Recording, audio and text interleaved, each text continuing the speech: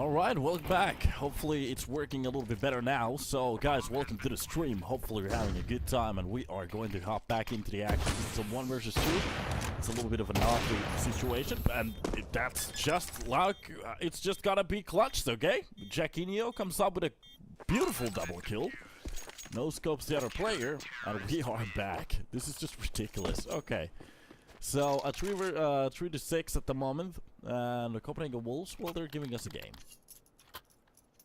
That was a little bit crummy there, but it works.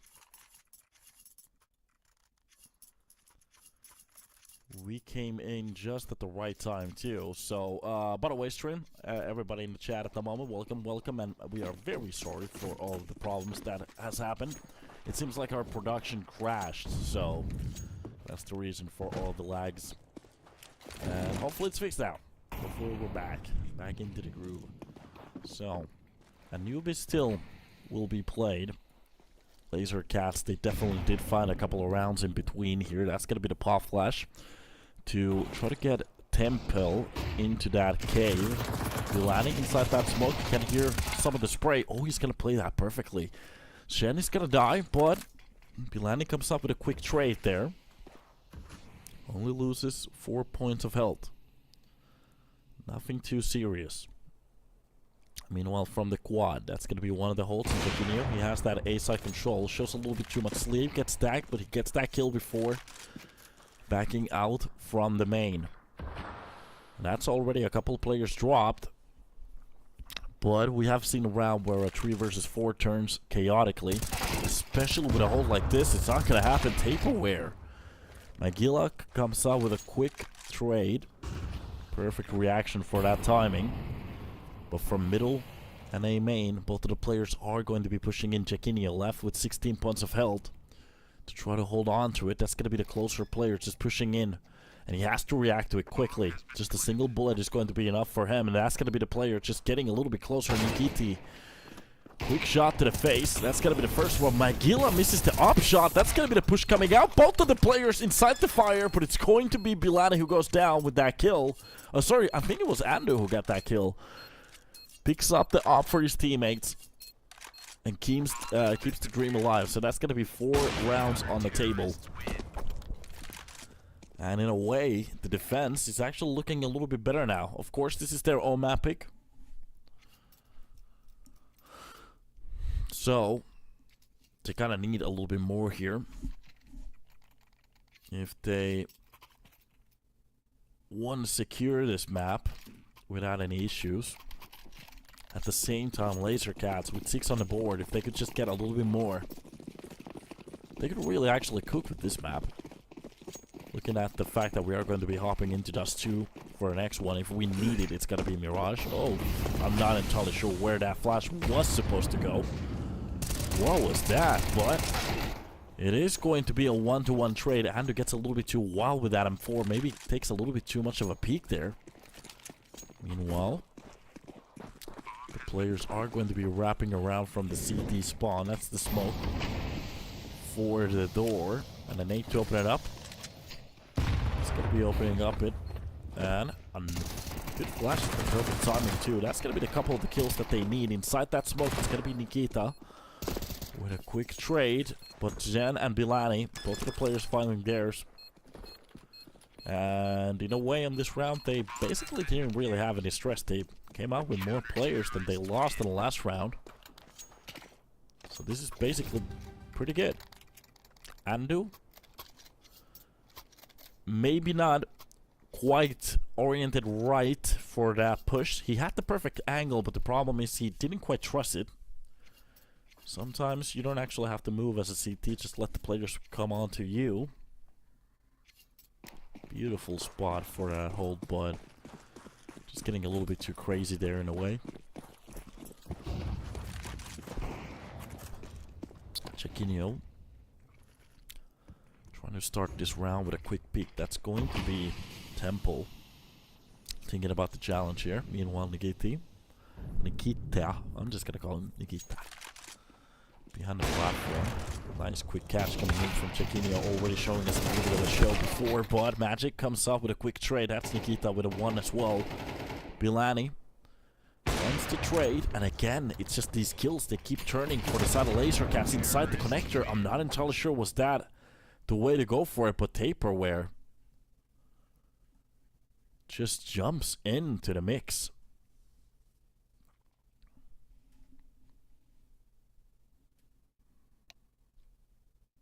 $18 kills for Nikki. 7 deaths. That's a 2.5 KD right there. Salam alaikum. Alaikum salam. Looking at everything else, it's going to be 11 to 9, 9 to 10. So on the side of Copenhagen Wolves, they have a few problems with some of the scoreboards here. But in a way, it's basically very close to tied. Of course, not taking a peek onto Nikita. With 18 to 7, that is just insane. Farming these teams.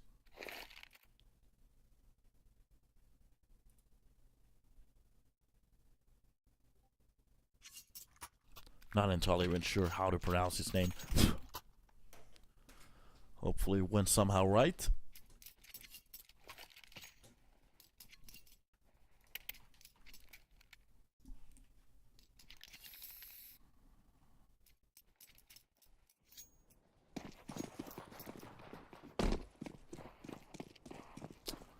And off to the races.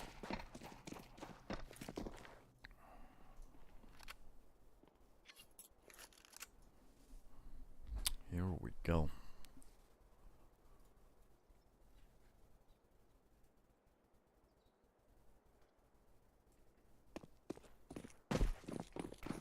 Early push from middle. That's going to be the A-side play. Nice catch from the air. That's going to be the Hoku. Just a shot to the face. Bilani comes up with a double to open up the A-side. Well, that's basically going to be the round right there. Laser Cats, they have to pull off something incredible, especially after Taperware drops Temple. Ooh, that worked out perfect. The drop from the window, a catch to the head. Just a couple of shots, and that was the round right there. Bilani did a ridiculous job, but he makes it work out very well.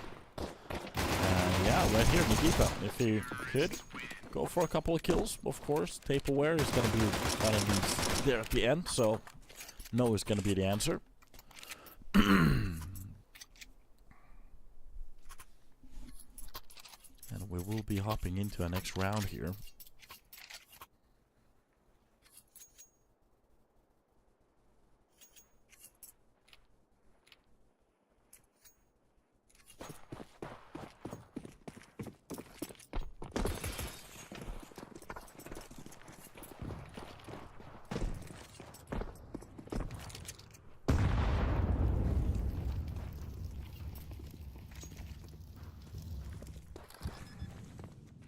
Picks with a full B side open at the moment. Nobody dares. That was the stack. One of the gambles for A side stacks. This time around it was wrong. So there's not going to be that much of a duel. Except for the exits. Yaboku with Magilla. They actually do find a couple of kills with the USPs right there. Which is kind of going to open up that A side for a retake here. So Jaquinho will be trying to jump back into the action, especially with that Mac 10. He wants to farm a couple of kills. And could he do it? Well, Bilani with Jen, they're basically just stealing all the kills in front of him at the moment. That's going to be the USP pulled out, but Jaquinho at least catches one. So, $600 for him. At least something. Meanwhile, the rest of the squad, they're just laughing all the way till the bank.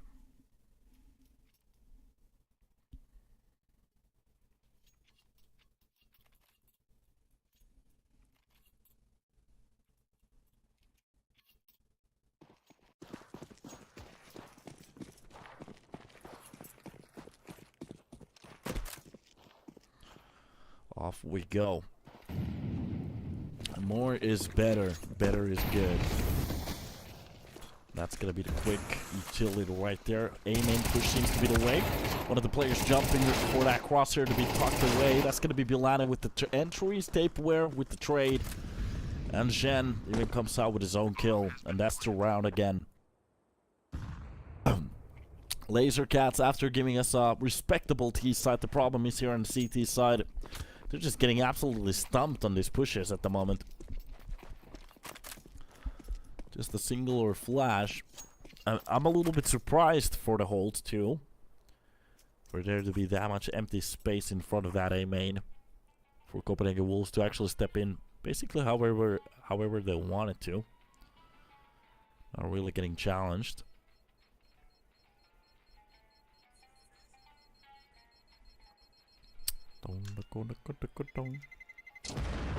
It's a very good song. So let's see, looking at the money at the moment. 3K. Temple with Nikita, they can actually drop respectable M4s. They have enough utility to play around. One of the players could go for an MP9 setup, so definitely a buy is on the table if they want to go for it. Also, they have enough of a loss bonus if they want to go for a half buy. Let's actually check this out. I have that screen in front. Yeah, 3,400 bucks. So if they want to go for a half buy here, entirely acceptable as well. So 5.7 with armor. Deagle with a couple of flashes. Okay, works out.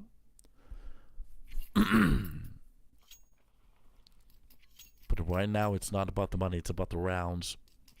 The more they lose, the closer Copenhagen Wolves are to fulfill their map pick.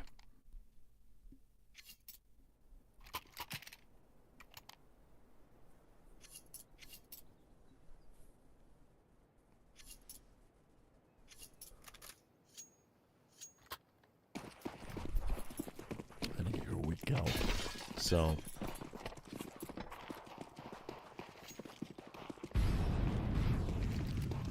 this will be a close setup. Tapeware did start off this round with a kill. That's Bilani basically with a kill already, and the B side is open. So they even spotted the player towards line.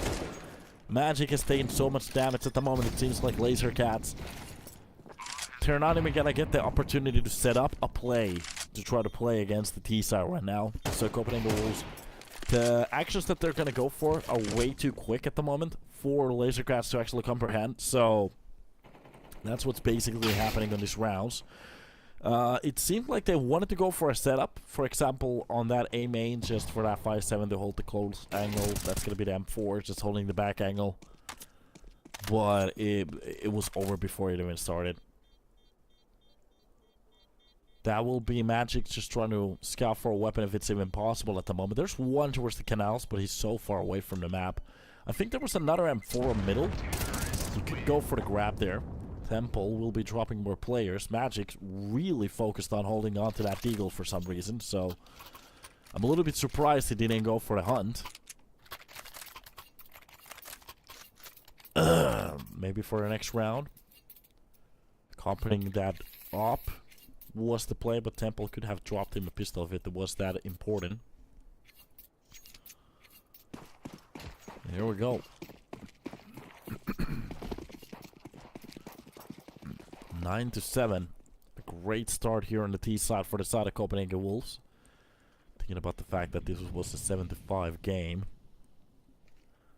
Shen finding himself in a stack of a new team. Molly is being used. That's going to be the bolt of them to burn both sides of that middle. And just a counter molly from the CT side to make sure that they're not going to use those for any plays.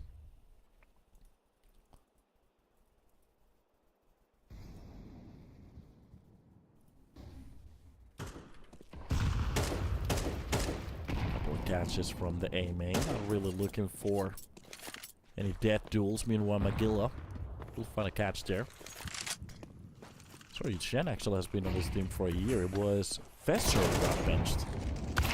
Yeah, and 2 months ago, Ando with Era actually joined. So yeah, okay. A little bit off. Nice catch from Tape.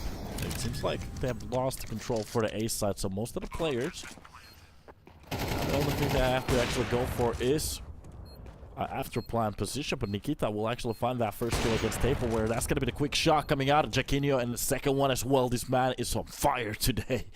Some very good op shots coming in. And Magic, he will have none of this. Leaving the site, just saying, F it, it's going to be it. Focus on the new one, whatever he can go for. And that's it for him. No reason to force.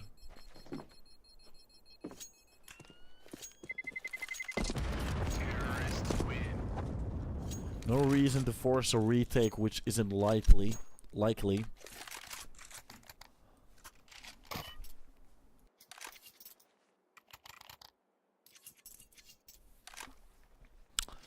And that will be another round on the board. This is just a 5 round straight. 10 on the board. Copenhagen Wolves looking exceptional today. Laser Cats, I'm a little bit worried at the moment. They did start off with a nice bang here, but I'm not entirely sure what happened. Seems like since we changed the sides, all of their gas just went up to the air. Early nades even tried out there. There's a lot of utility. Seems like Copenhagen Wolves is reading this as a push. But at the moment, Laser Cats are really tucking inside those sides. That's going to be the quick pick coming out of Andrew. That Molotov will be pushing him for that pick. And Temple uses the time for perfection here. Oh no, they're actually losing both of the... For a second. They let go of their weapons at the worst possible time. If Temple actually went for the full peak there, that's going to be a double. Nice catch, or a nice try there. But it's going to be the Norwegian player to find that kill. Oslo for the win, I guess. A couple of utilities there. That's going to do a little bit of damage. A 3 versus 3. And still in the control of Copenhagen Wells. Seems like Laser Cats, they have given the full side control away. A couple of shots through the box there. Jaquinho is actually going to take some damage. It's not going to go down, but it's going to be enough to actually freak him out. That's going to be the quick trade. A second kill for Jaquinho, and this is happening again. He's just posting numbers, and even Magic, he knows. He's just going to go for the save again. There's no reason to even test the site anymore. And that's about to be the round again. 11 on the board. Copenhagen Wolves, not only are they looking amazing on their map pick, they're spanking the enemy team at the moment. Beautiful play. Looking at some numbers. Sorry for that. Laser Cats, they don't really have that much percentage here on HLTV yet. So Dust 2, Mirage and Nuke, every single one of those maps, 0% for them. They have played them, but they just haven't won any. Inferno is a 1-1, so a 50% for them at the moment. Meanwhile, for the side of Copenhagen Wolves, when I looked at them, they had some very good numbers here, actually. Anubis isn't even like a best pick for them. Looking at the percentage, it's a 33% pick at the moment. At the moment, they're doing actually a very good job. Of course, none of the maps go above 50%, so it is what it is. Temple. Nice catch there at the start.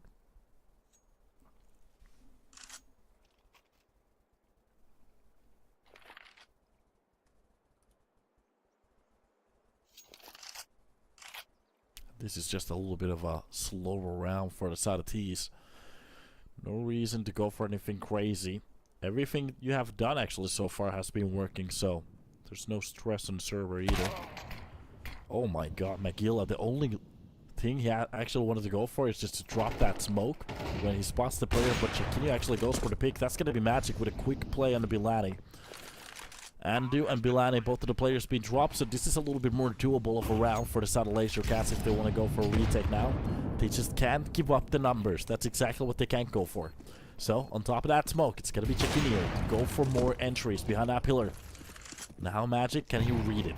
It's going to be the nade close to him, but not enough damage. Quick pick coming in to make it a 3 versus 3, and this is exactly what was not supposed to happen. Magic comes out with that first kill. Nikita drops both of the players, and it looked like even he was left a little bit confused. And this will be the first round in a while for the side of Laser Cats. 6 rounds in a row for the side of Copenhagen Wolves. And Le Lazer Cats, finally, well, they make it happen.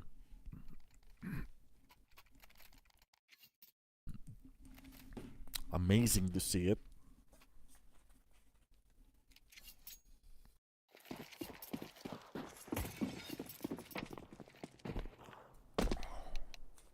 Off we go.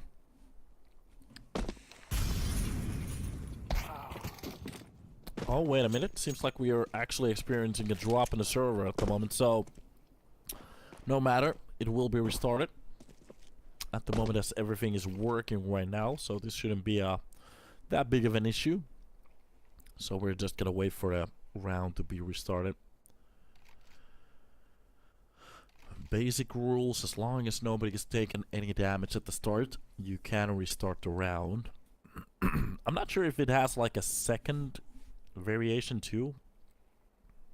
Like if 20 seconds goes by and a round something, I'm not sure. Oh, Mr. Cat is having a good time.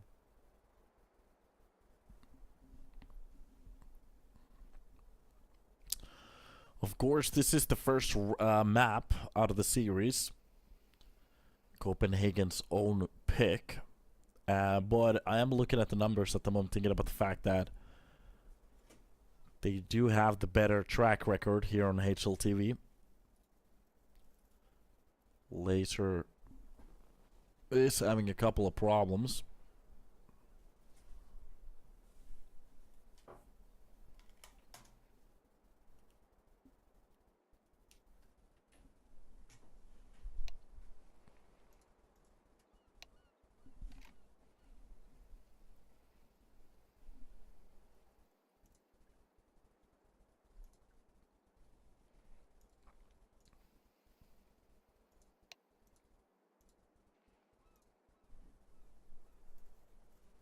Counter-terrorists win.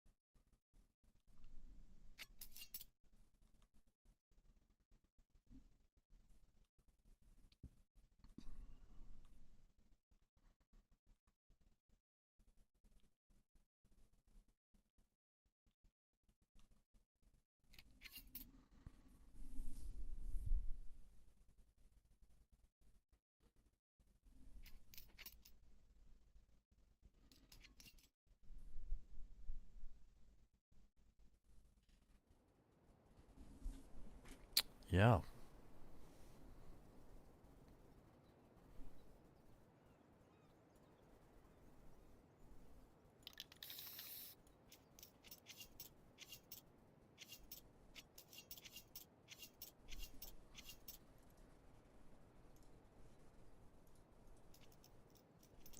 Well, this is a perfect time for me to fix a couple of things too, so great timing, I guess. Rare but good.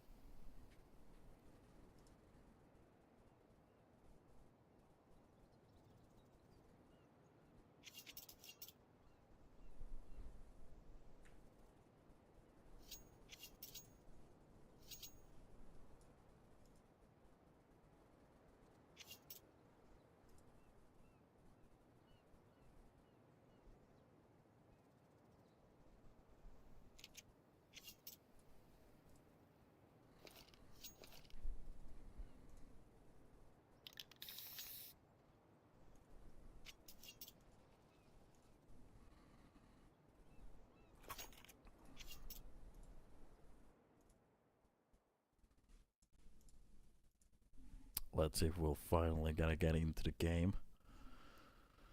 So, still just waiting.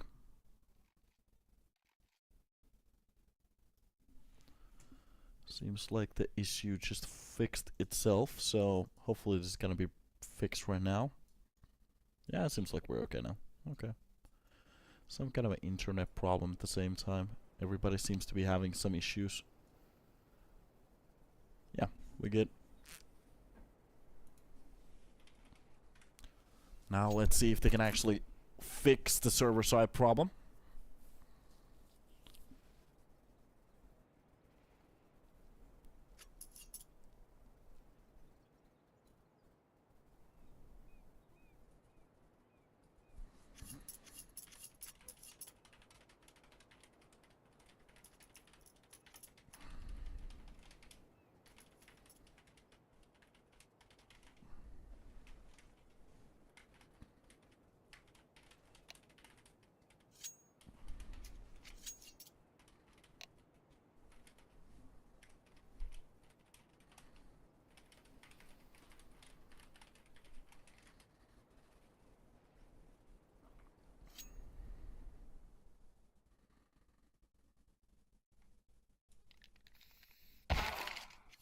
Here we go. So finally the round will be reset and we will be hopping back to the group. Let's see what's about to happen. So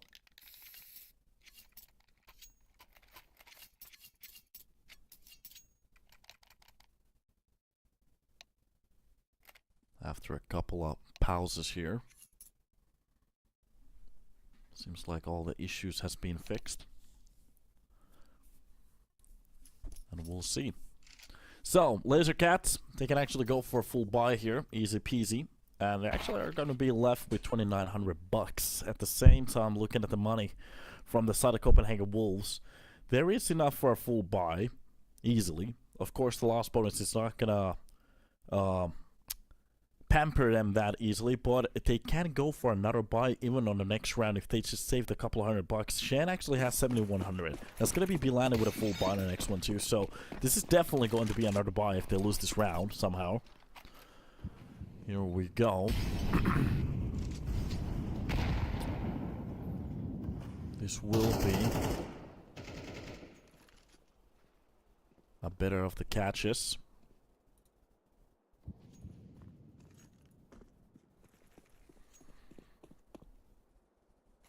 Behind that smoke, Chiquinho just waiting for it to peel off for that peak to happen.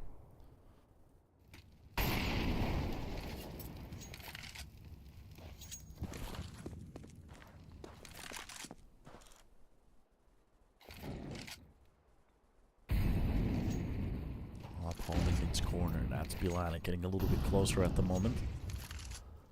Having a good spot there, but nobody's actually holding down the middle at the moment. They actually have a lot of control, they just don't know it at the moment. If they wanted to go for the full push here, that whole middle area is going to be free for them.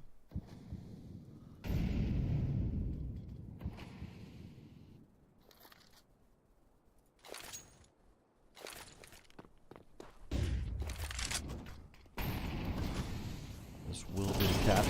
Nikita holding it on that angle. Andrew will actually receive that first entry. Comes up with the second one as well.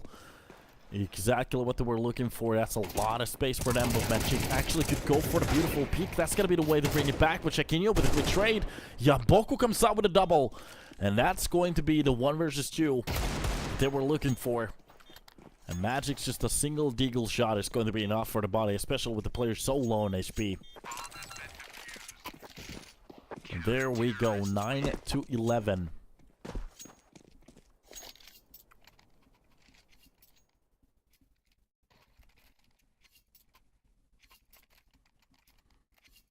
Here we go.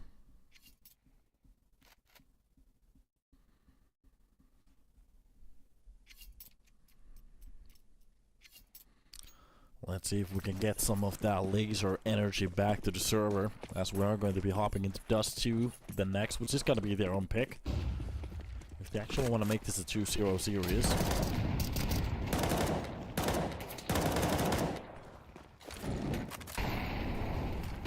And this will be Temple with the first catch here.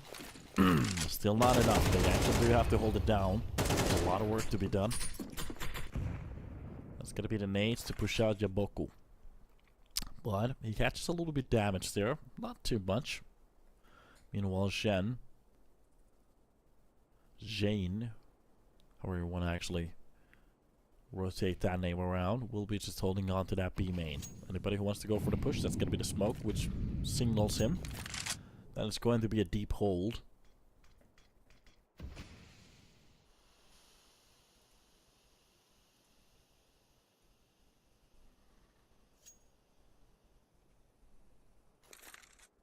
$50 seconds left on the clock. And they are getting a little bit closer towards that A main. First of all, going for that peak. It's a little bit sloppy, but it works out for one. That's going to be magic with a couple of kills here. If he could hold on for more, only if that hit actually hits the head. They do have the side control. That's going to be the Molotov to push out magic. He can't go for more of the play here. That will be the plan going down in about a second. They're just covered from all the angles. That's going to be at least one of the kills needed, but Yaboku brings it to a 3 versus 1. And from all of the angles, it's going to be a peek at the same time.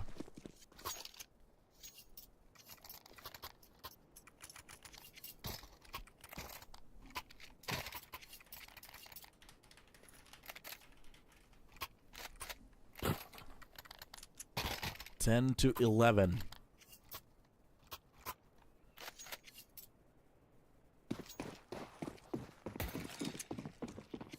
A nice try on that push. Some good shots here on defense. Great catch there to start 2. Temple with the second kill here. Starting off this early round, very nice. Entries or defense kills. That's actually Nikita with Yaboku doing a very good job here too. Nice molly outside the B main.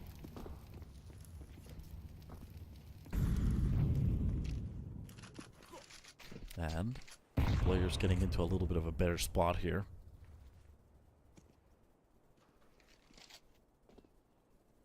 This is just going to be a check-in show.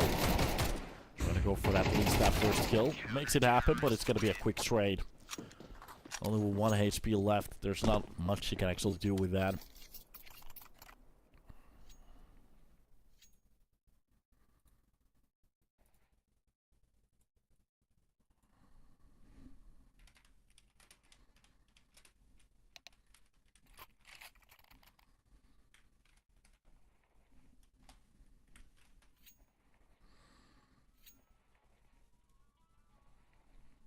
Here we go.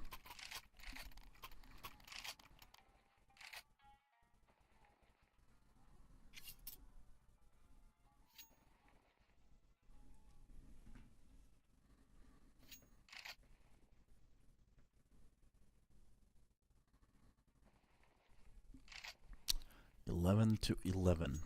A good spot for both of the teams to actually do something here. Copenhagen Wolves, after swapping the sides, looking crazy on the T side. But after we actually got that reset on that round, they have been actually losing some ground here. Getting actually some good map control on some of these spots. The problem is they can really hold on to them, especially on that A side attempt.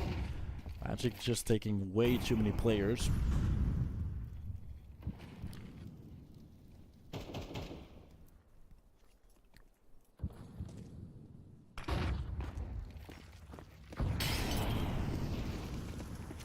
That's gonna be the utility drop for his teammates. Magila getting a little bit closer towards that middle. Spotting one of the players. A little bit of the sleeve has been shown. And right now, if he wants to go for the peak, that has to be perfect. Bilani's actually holding that corner. Just waiting for that peak to come in. Temple, perfect timing. It's going to be from Nikita to actually win that fight against Andu. He's actually getting even challenged with that HP. None of them is going to be dropped. Nikita with a clean kill. That's the nade for the connector. A smoke to cover up the B main. Meanwhile, behind that smoke, seems like the player is just ready to get into that action.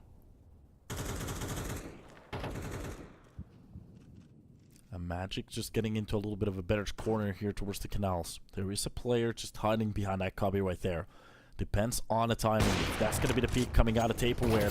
Oh boy, he just walks into that crosshair, but it's going to be a couple of trades here. Bilani comes out with a kill with Jackinho. They do open up the B side. It's a 3 versus 3, but the problem is Nikita is just sharking around towards the line. He hears the plant. This is so much space for the CT, especially as they have no idea where he's playing from. A good flash, but it doesn't do much. Jackinho comes out with a kill onto Yoboku. That's going to be the Magila's trade. And on top of the side, Nikita. I'm basically sure that the round is done, especially with the hold coming out of Magila. They have to go and force them to go for the peak. Zane actually loses that fight, and it's going to be a 1 versus 1 with him not reacting to the defuse. And Bilani wins it. But it's going to be Lazer Cats with the round. Oh boy. That is just unfortunate. He wins the fight towards the connector, but the problem is he didn't believe it was a full defuse. And at the point where he finally reacted, it was just done. And that's a little bit unfortunate. Towards the B main, he didn't have to go for the full dead fight. That's exactly what happened.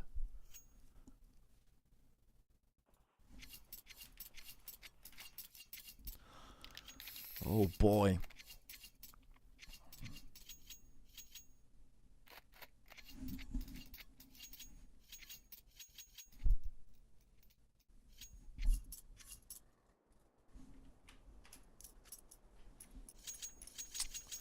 One round away from just making sure that this is going to be over.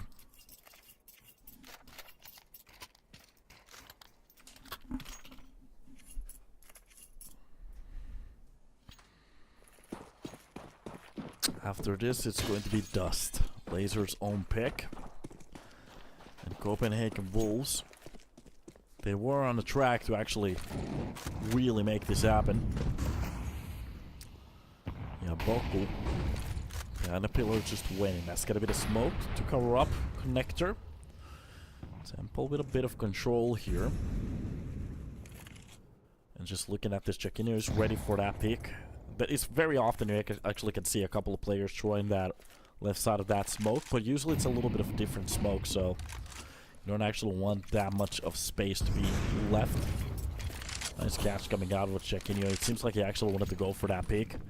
It's going to be a nice entry.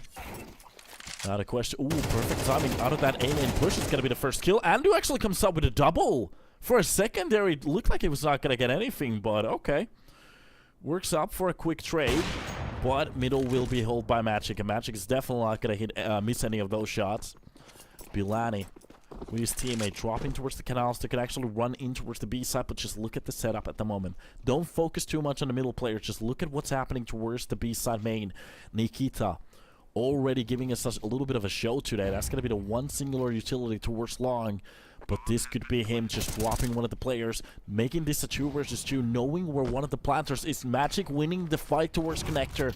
That's going to be the M4 picked up for the retake. Bilani left in a 1 versus 2, and it's definitely not going to happen. Lazer Cats, they will be pulling it off. And hey, Google, turn on the studio, because that was just insane.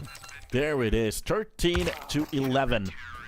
It comes close after the swap of the rounds. They almost make it happen, but it just quite doesn't work out, and it's a little bit unfortunate because for a second there, Copenhagen Wolves actually looked very good on their own map pick, but after a little pause, one player actually dropping out of the server, it just all goes tits up. It's unfortunate. It is what it is. Counter-Strike is a funny game, but we do have another map that we are going to be hopping into. Seems like this camera is lagging a little bit at the moment. Hopefully you guys can understand what's going on.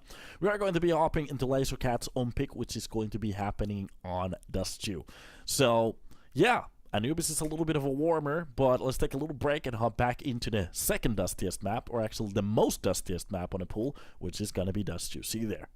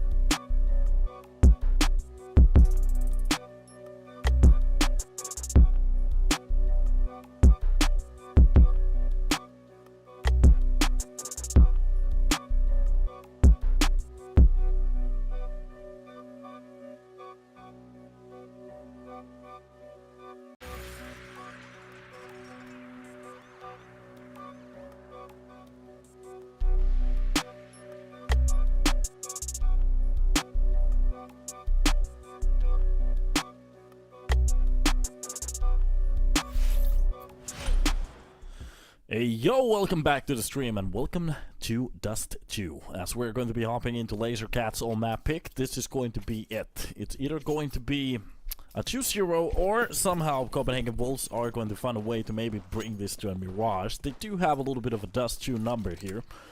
So, looking at some of the percentage, 42.9 here in Dust 2. That's going to be true wins with 4 losses so far. And as we're looking at the pistol round, it starts off with a bang with most of the CTs just running top middle, and they're just getting absolutely hammered here. Pushing their heads into corners they're not supposed to be in, and almost losing every single player here at the start. This is just going to be, well, scary at the moment. As Lazer, with their own pick, trying to start with a shock value peak, but just absolutely getting hammered there at the start. Doesn't work out at all. That is done. And it is over. We are going to be hopping into a new round here.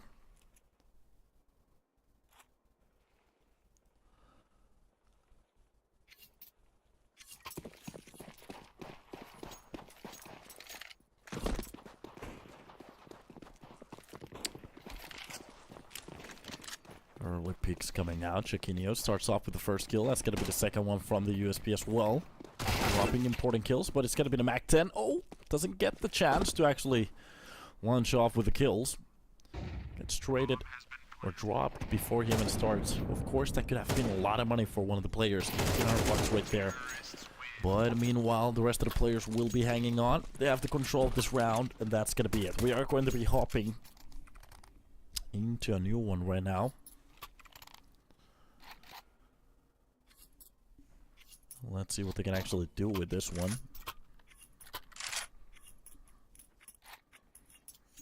You want to see that CT side launch into the action straight away, without hesitation. The quicker the better. That's usually the issue with some of these rounds, is that they might actually have a good CT side, but it takes way too long to set it up. So the quicker they can actually do it, and get into some of these rounds.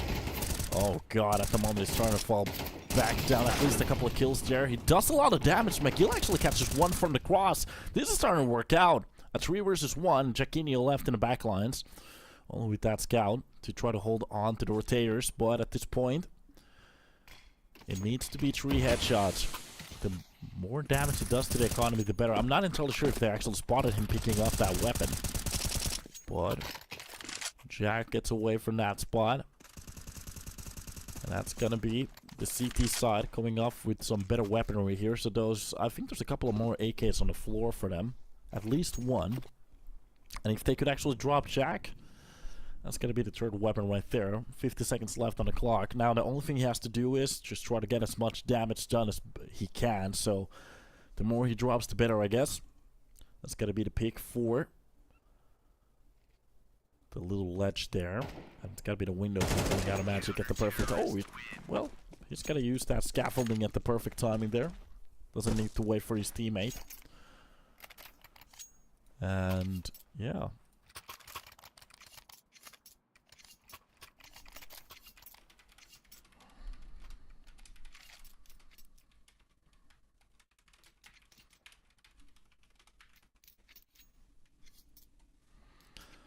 Here we go. Off to a new one. I'm looking at the money. That quick B-side bash didn't quite work out.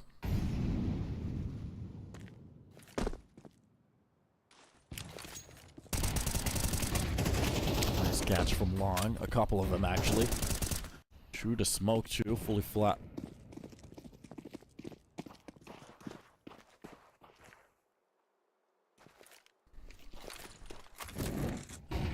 Go. Those couple of kills.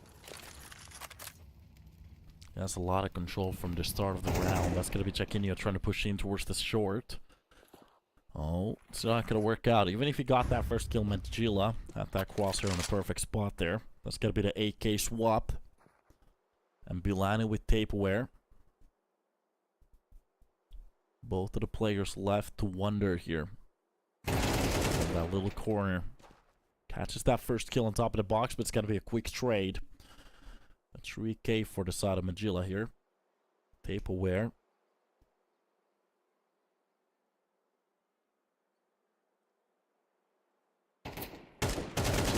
Ooh, a couple of tries there. That's gonna be a little bit of damage done, but not enough. That's the double peaks coming out. One even from the cross. So Tape, if he wants to drop a player here, that's gonna require a lot of skill there, but it's just not gonna happen. So, a well-played round from the side of the Laser Cats. They actually do save most of the weapons easily.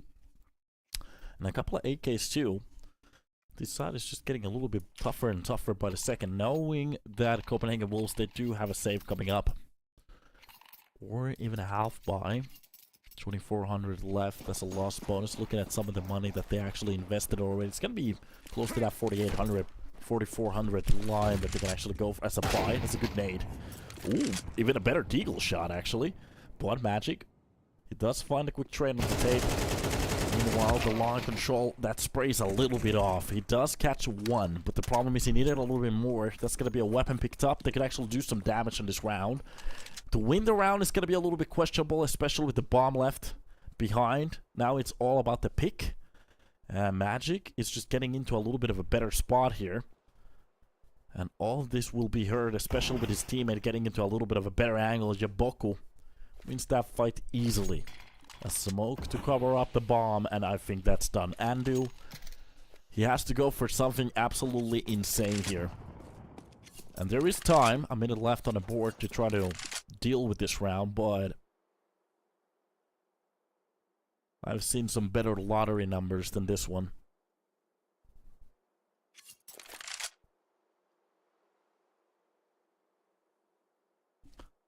Now, how can you bring this round into a win? Temple. Middle hold, Magic has to cross. Okay, it's a little bit sloppy for that spray. One of the players is a little bit low, so 33 seconds left. Yaboku, the only thing, to be honest, he has to do is just react to a perfect timing here. Magic will be running back towards the side, and this will be Andu. The problem is, how is he going to be reading this round? He does grab the bomb, but does he understand that this might be some kind of a trap laid out for him? Pushing in, that's gotta be the information given for the other CT. Already the round is a little bit expensive, but it's going to be Magic, yeah. With the perfect timing of that push. Plays that perfectly. And Laser Cats, they make it a 3-2. Not bad. A little bit shaky, but works out.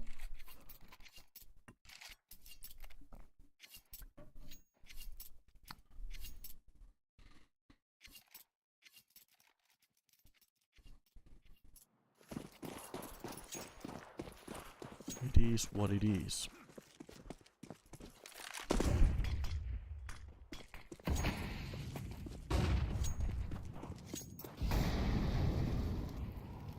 Some early utilities being used there.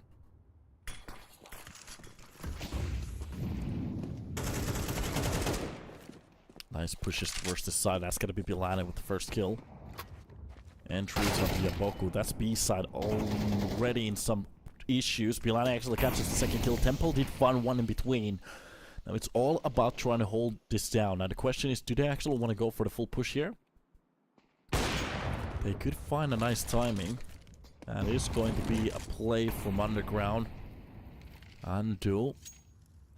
Seems like they actually do want to drop this off at the moment. They have the bomb on the top row here. And they have to kind of push in. The only thing he needs is that one catch in between. The problem is he missed the shot. They're a little bit closer at the moment. Andu, only 8 points of health. Both of the teams missing important shots. It's gonna be it. Temple did find Jaquinho from the backlines, but it's gonna be Bilani to help out with the sauce. And Laser Cats with a great 3-round run. They're gonna give the tie for Copenhagen Wolves, but it's not the end of the world. Okay, one of those rounds will be given away. That's gonna be an AWP picked up by Jaquinho. Rest of them are gonna be those AKs just stacking the lineup. But Laser Cats, they should be okay with the buy. It's not gonna be perfect, so CT side is very expensive. But it's supposed to be enough for them.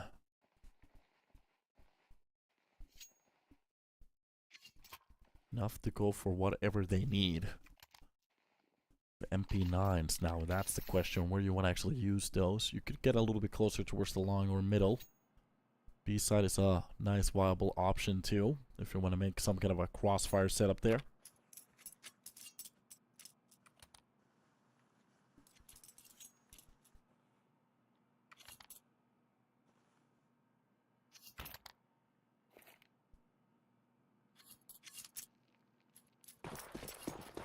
And here we go, directly back into the action.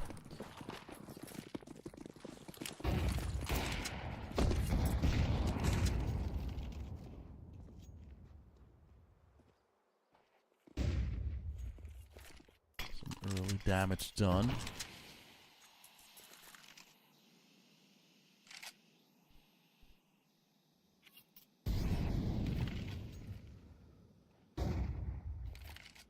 And behind the smoke, they're waiting. That's gonna be one of the players. Smoking it off again, and this is just gonna take a couple of seconds. It's not the worst situation to be in. It's just gonna reset that time every single time that smoke falls in, unless they want to actually use it. Magic does actually catch that one kill on the tape, getting a little bit too nervous there, it seems like. A beautiful nade to do a little bit damage, and this is a perfect spot. This is exactly how you want to use this MP9. That's gonna be the flash behind him. The problem is, it's not quite behind him, so it's gonna flash him. Andu does go down. Andu does drop Magilla. That was one of the perfect spots for that MP9 to work out. Temple finds the catch on the Bilani, so at least this is still a man advantage, especially with the damage here. That's gonna be a beautiful molly. So if they want to get on top of that side, they actually have to work for it now. Temple with the third kill, the second kill of the round. On the cross, catches one. That's going to be the push through the smoke. Jaquinho, he has to be ready for this one, especially through it. I'm not entirely sure if he spotted the player. Almost fully out there. Shen actually comes up with a beautiful shot, but Jack left in a 1 versus 2 with just a point of hell, basically. Anything that hits him could be it. Oh, God. It got a little bit sloppy there at the end, but they do shut it down. Nikita will be the man to do it, and 4-3. A bit of a better spot. Lazer Cats finally starting to find their groove on their own map pick. And that round was all over the place. Getting a little bit too close to comfort in a way.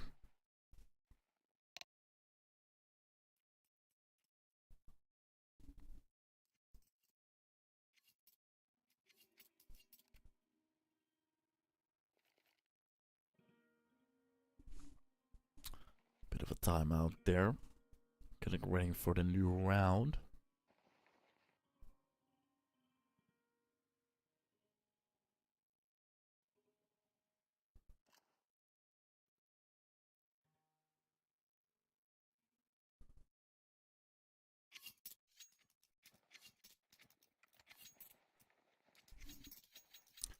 Looking at the sauce at the moment, that's just going to be pistol basically.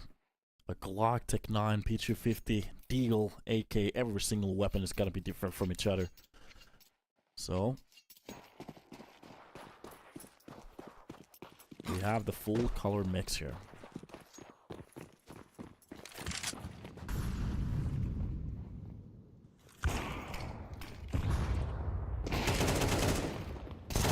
Magic play. Magic does come up with the first kill. Wait a minute, they're actually making this work at this point.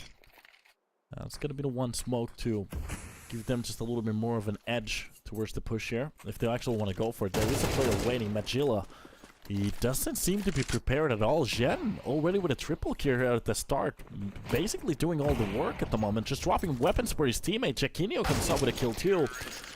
This is a perfect round, a 4K for him. Jack comes out with that one, and Lazer Cats. Basically one of the best, easiest rounds for them to keep up the straight. And they're just going to give it away.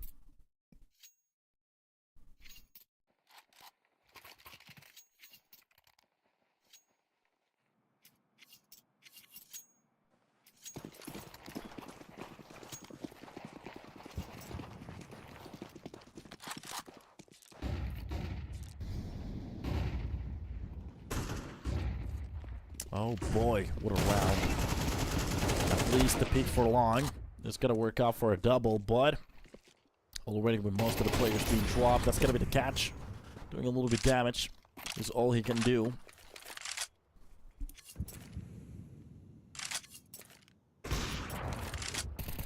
Op doesn't really catch a player, but the damage is being done. Now the question is, can the CTs convert this into a single round? A beautiful peek, a jumping shot coming out of the scout. Actually hits the second one too, but doesn't get the kill. For a second there, we were looking at magic. That could have been gnarly. To win a round like that.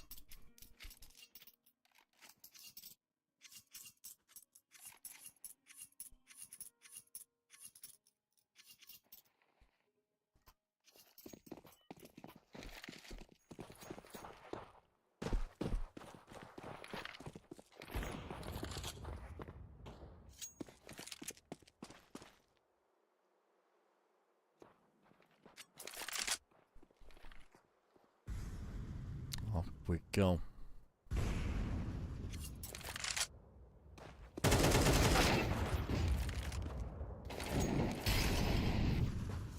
Early shots, quick trades as well.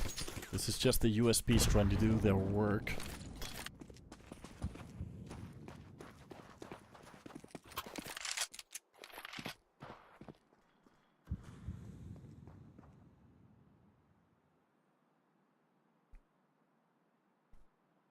And they're still trying to hunt for a weapon here, it seems, but the A side has been lost, so there won't be anything to be hunted. This is basically gonna be the round done.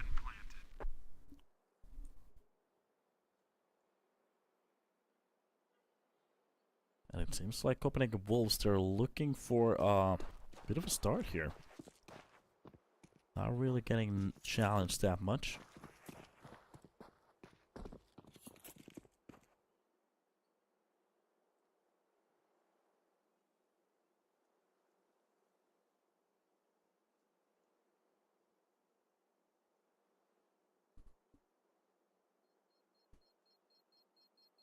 And kablooey goes the bomb. Terrorists win.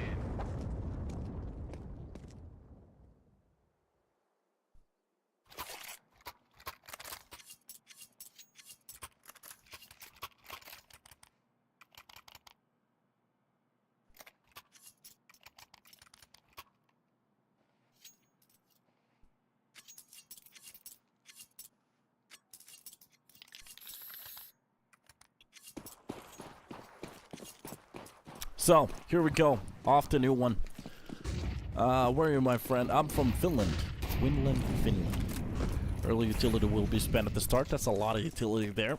But Copenhagen Wolves, they will be giving that long control away, not really going for it. This time around, packing forward the players towards middle to try to hold on to it. Anybody wanting to go for a peek on top of that smoke, they're gonna have a heck of a time. It's actually gonna be that weapon swap. Chiquinho is gonna get his op back. I think they wanted to go for the quick op long peek there. Just didn't quite work out. That's gonna be the flash at least to make sure that short is going to be clean. And the cross smoke will be spent as well. Now the question is, what do they actually want to do with this round? They could still split A or even B. Especially B, looking at the utility at the moment. That's exactly what they seem to be doing. That's gonna be the smoke to make sure that they don't know exactly what's happening inside the tunnels at the moment, and they have so much control. This is just gonna be the hill push, but Temple actually finds that kill inside of the tunnel here. His teammate needed to follow him, and that's just going to be most of them just dropped at the moment. The defense just quite doesn't work out. Copenhagen Wolves, they're gonna make this a 7. Unless we're gonna see one of the craziest retakes in a while. Players getting into optimal positions here, and yeah, that is just gonna be the exit spots for both of these two. A double op setup is going to be safe for our next round, which might be a little bit too crazy, but I do understand what they're going for. Andu still on the hunt. That was the round. Be actually a little bit surprised that they gave a little too much middle control there. Andu comes out with a kill onto Nikita. And she catches the trade, but almost loses his AK on the process as well. Sorry, the op on the process as well. And the final round of the first half will be in front of the screen right now. This is Lazer Cat's own map pick. Just try to remember that. And they're basically getting controlled here on the T side at the moment. Not quite having the game of their lives at the moment. Jackinho getting tagged at the start, so that's a good sign. Lazer looking for the 5th round, but it's a beautiful angle for him to actually drop that magic. Wait a minute, he's gonna be going down for Bilani. A double entry. An early shot that actually turns into the CT side losing 2 of the players. Temple pushing in towards the lower. That's a beautiful angle for Bilani. Actually catches that shot. Perfect execution. Nikiti. Not entirely sure still how to. I'm just gonna call him by his first name. Yeah, Nikita. Easy. Wait a minute. Tchaikovsky. Hopefully I didn't butcher the name. Yaboko will be finding the kill on the Jackinho. So it's a 2 versus 4. There's still a couple of man down, so this is going to be a single man trying to hold on to this one. So Yaboko left with a lot of work here to do. 4-9 at the moment on the scoreboard too. He's gonna find that first kill. The second one as well. It's gonna be the challenge towards the backside. A 2 versus 2. Andu comes up with the kill, and Tapeware actually spots the last player inside that window. And that will be it. It's done.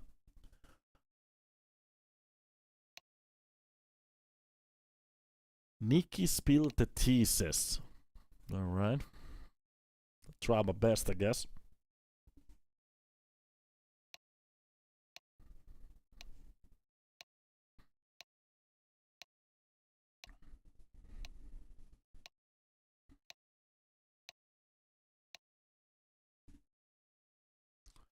Here we go. Couple of seconds left for the clock to actually click here.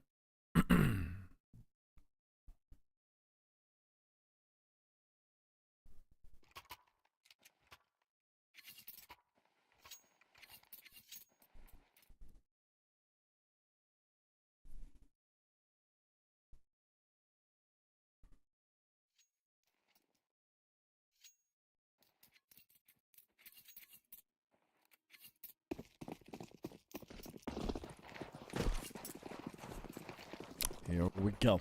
So, a round that went very quiet for a second. Bilani catches one of the shots on Diaboko. That's going to be McGill with a quick straight. So this round is very important for them. Double entry. A similar plague towards the middle just quite doesn't work out for them at all. And right here, how the round is sticking. It's gonna be very important. And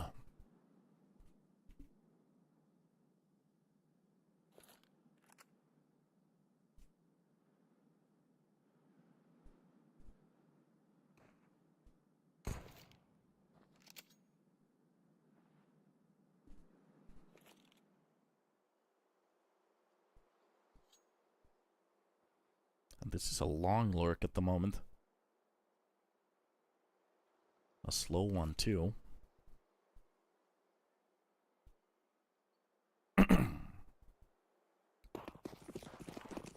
Crossing. Got a little ledge there.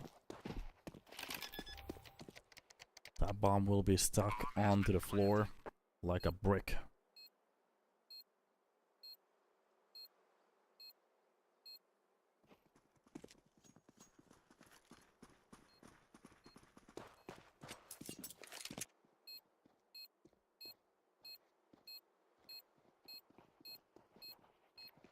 And the push towards the side happening right now.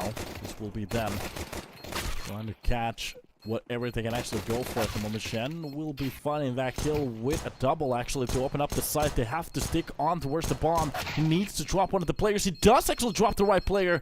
And 5 seconds left. I think it's done. Laser Cats. With that one bullet from that P350, they actually make it happen. Getting a little bit lucky there with that bullet too. And that will be the round. The pistol that they were looking for. 5 on the board.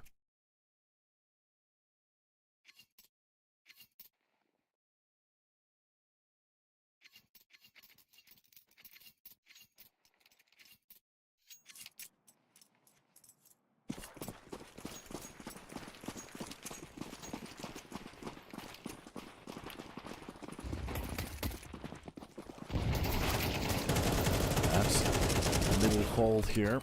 Magilla. They're just making sure that they're gonna wipe every single USB here. That's at least one kill for the CT side. Magilla will be going down. But this is gonna be beautiful for them.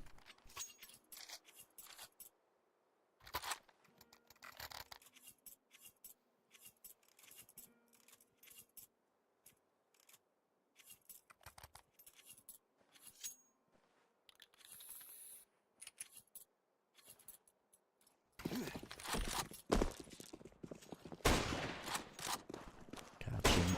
Doesn't really hit any of the players there with the scout.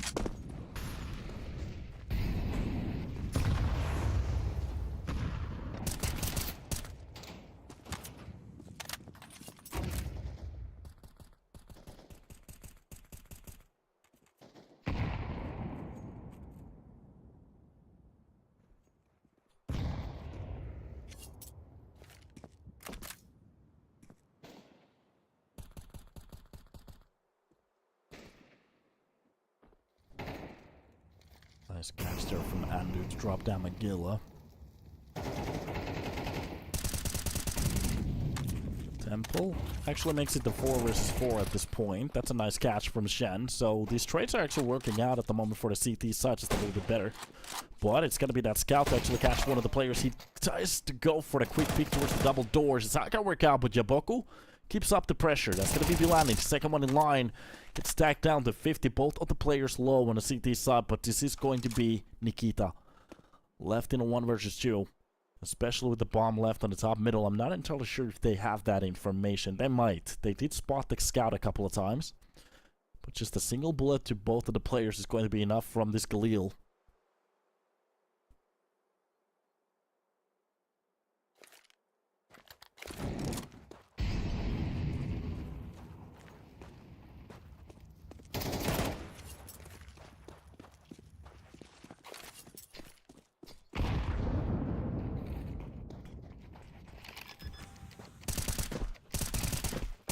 Nice catch. The bomb just goes down, and Shen will be clutching it with that jumping peak. So, oh boy, we are actually seeing more of that.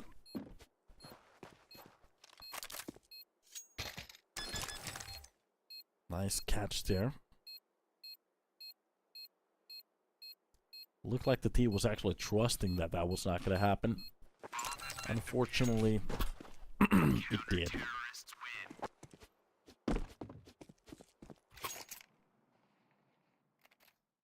So, off to a new one, I guess.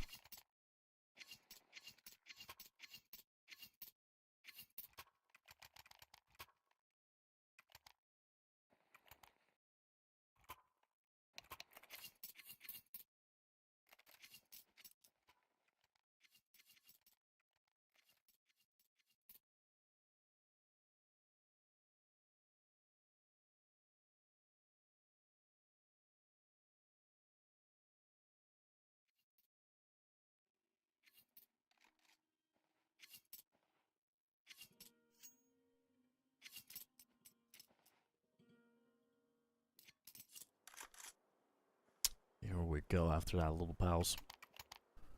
Hopping in to round number 16. Laser Cats. On their own map pick, actually having a little bit of a duller of a series that we have on Anubis. To be honest, on Anubis, on their T side, they were actually doing a very good job.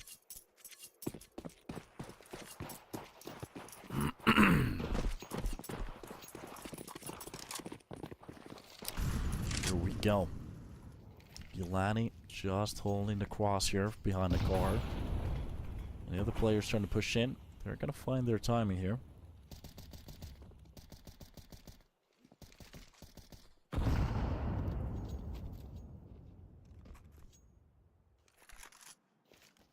Now it's all about the timing, especially with one of that rotations. Copenhagen Wolves, they're playing a very heavy B side at the moment. That's going to be the catch from middle, spotting one of the players towards the tunnel stack. Might actually have spotted a little bit more there, especially with so much noise going on. Middle control definitely is going to go for the side of Laser Cats. Another question is, what do they want to do with this, especially with Shen?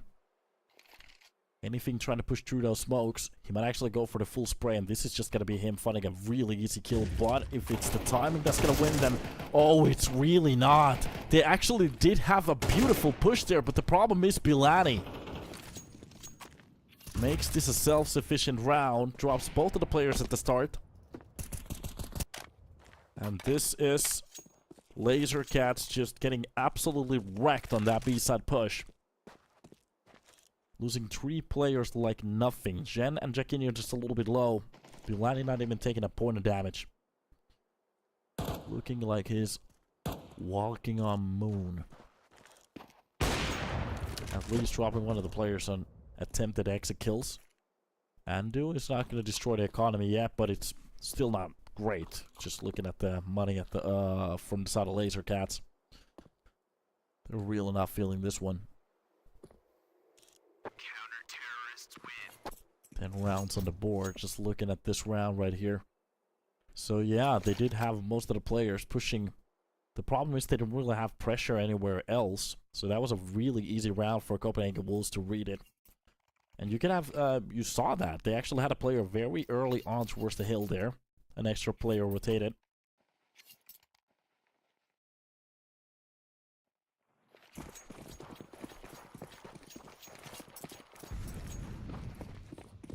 Undo. It's a long peek here. That's gonna be the molly to try to burn the early starts. I think that was a smoke though. Yeah. It should separate them a little bit more, but it's okay. Early nade there to accompany it. Checking here is a little bit low or at the start.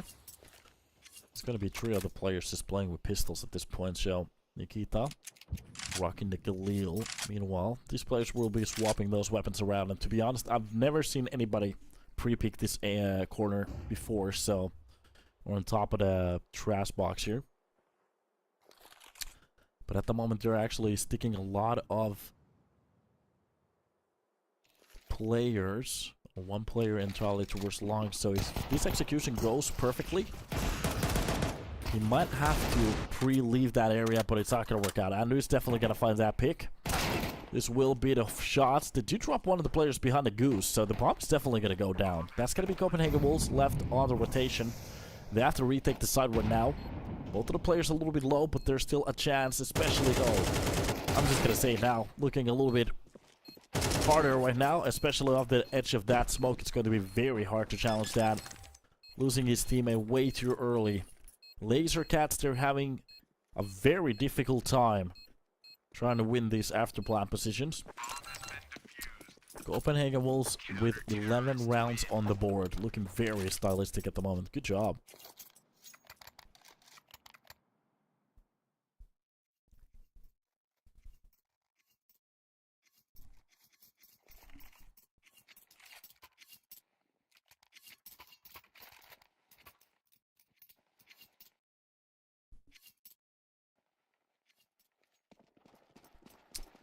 Oh boy.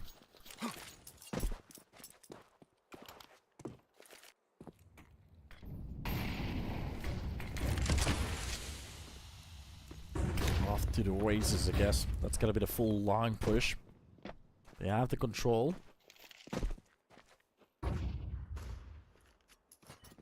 Copenhagen Wolves, they're still looking to try to fight for this one, I guess.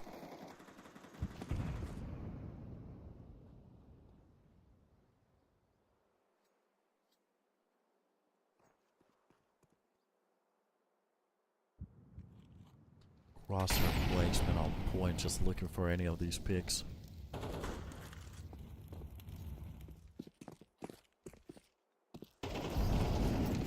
Couple of kills already. The T side is just rocking, just rolling on top of him.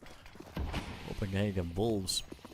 They had a setup here for a little while, but every single one of those got opened up. And yeah, this seems like Laser Cats, they're finding a little bit more of a tempo here.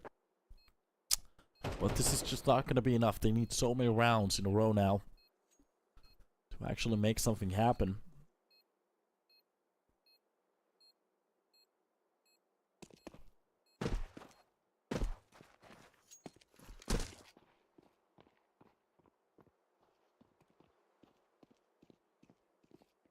Nice catch here for Bilani. That's at least going to be one of the kills if he wants to pick up that AK. He's going to find the opportunity in about a second. Try to actually push in. There's definitely not going to be enough time to go for the retake anymore. So, Laser Cat's trying to do their best, dropping as many weapons as they can, but it seems like they just gave an AK for Jen, which might be just a little bit too much there.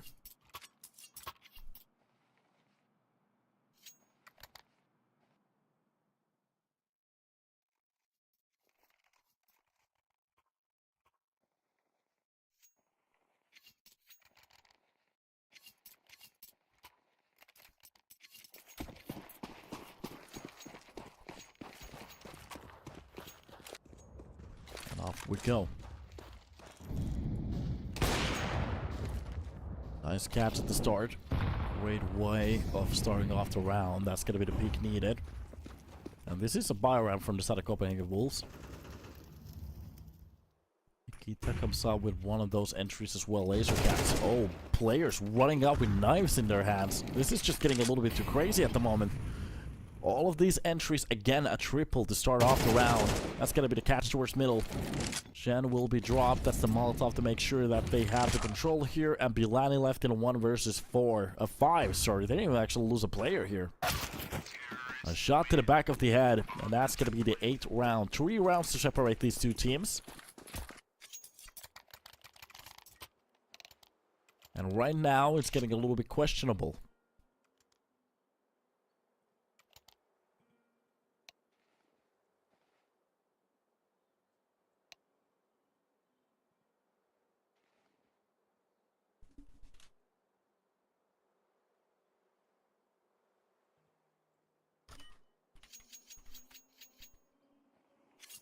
Here we go.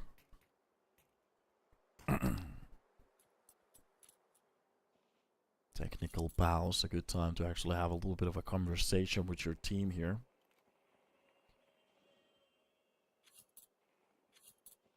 Especially on the side of Copenhagen Wolves. They can't go for a buy yet. So I don't think they're gonna go for anything crazy. They do have a buy for next round if they just save now. So no reason to go for any other pistols, anything like that. It's just a full USB stack.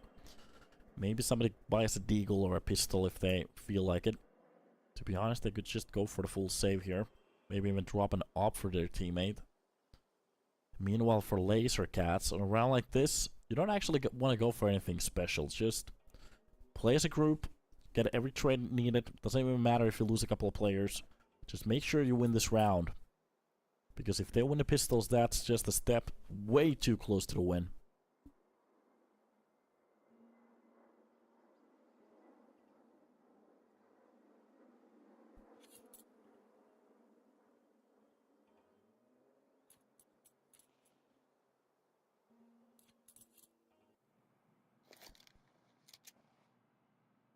Here we go.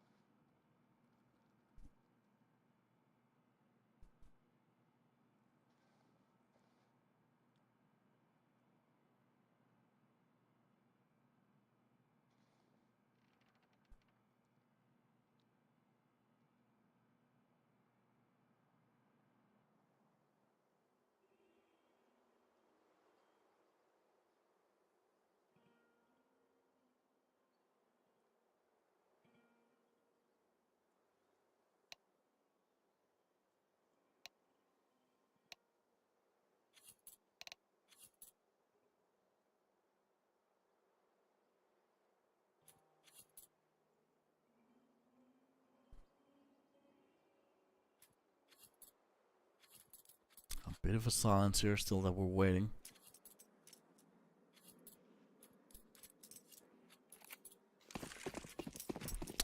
And off to the races we go. So, we're hopping into a new round here.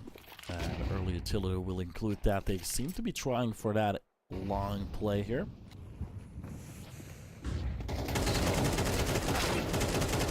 couple of the kills coming through. And this is some weapons actually being dropped, but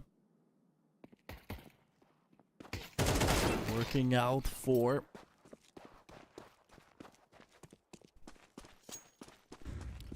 the side of Laser Cats at the end of the day. They did lose so many weapons here. Andu picks up that AK, and the question is, does he want to go for the try?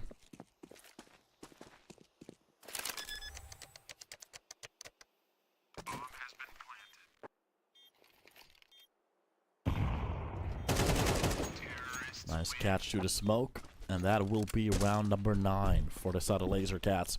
Looking a little bit better on the server at the moment. Now the question is, what are we about to witness? What's going to be the play?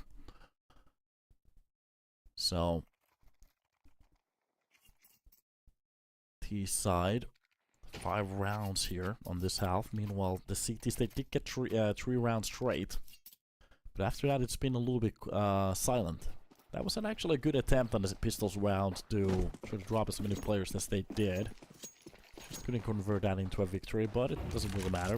And this is where it all gets into a little bit of a tighter situation. Just looking at the money. Copenhagen Wolves, they lose this round. It's going to be a little bit easier for the next one. The Laser Cats, they could bring this back, but if they win this one, they're a round away from victory on their enemy's map pick. And then we're talking about Mirage at that point. That's where it gets a little bit cuckoo crazy. It's gotta be the flash for their teammates to go for their short push, but there's no players even close to the short at the moment. I'm not entirely... I think that actual Molotov was thrown from long to occupy for a little second. Right now, Nikita behind the smoke at the double doors, just waiting for a reaction. Meanwhile, they're actually getting ready to push in towards that A side. It is going to be Jackinio to hold down the cross. A simple flash could be enough to cover him, especially with some kind of a fake here, which we are going to see. That's going to be the smoke towards the CT to push out the players into a little bit of a different spot here. Right now, it's getting a little bit too crazy as we are getting that push. That's going to be the simplistic flash. It works out for one. Beautiful peek coming out of Temple. Still 2 players at the line. They do get 1, but it's going to be a straight trade. A 3K at the start here. Jackinio only catches 1 in between. And that's going to be the long push. Sorry, the middle push. Jaboku will be holding down Bilani. Doesn't even catch a chance to get on that site. And that's going to be round number 10 on the board. They really have to say whatever they have. And Lazer, they're looking into trying to drop whatever they can.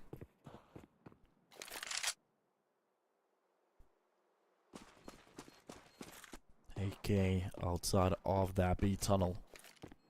Upper tunnel challenged. That's a beautiful molly. Yeah, straight out of North America, I guess. I think that's a student molly. That's cast from Gem, but it's going to be a double peek coming in about a second. Behind that box, they're not going to go for the drill. Oh, they even dropped the weapon there. Oh boy. Shen didn't actually even have to go for the peek. They could have not won that situation anymore. 10-11. A round away, and just looking at the money at the moment, being absolutely wiped, going for whatever they can buy for. Whatever the money can get is going to be the play here.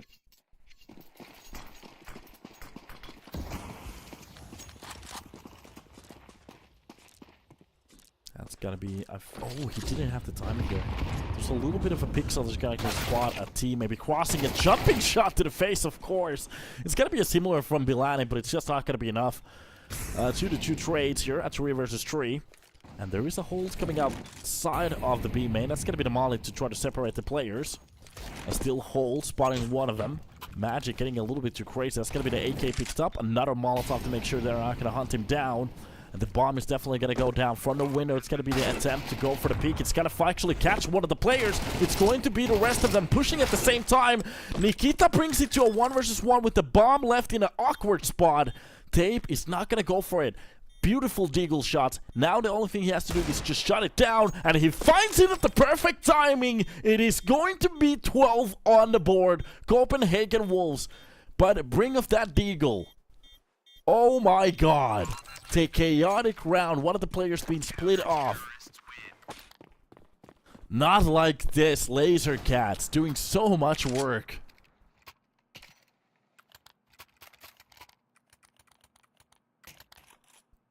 My God.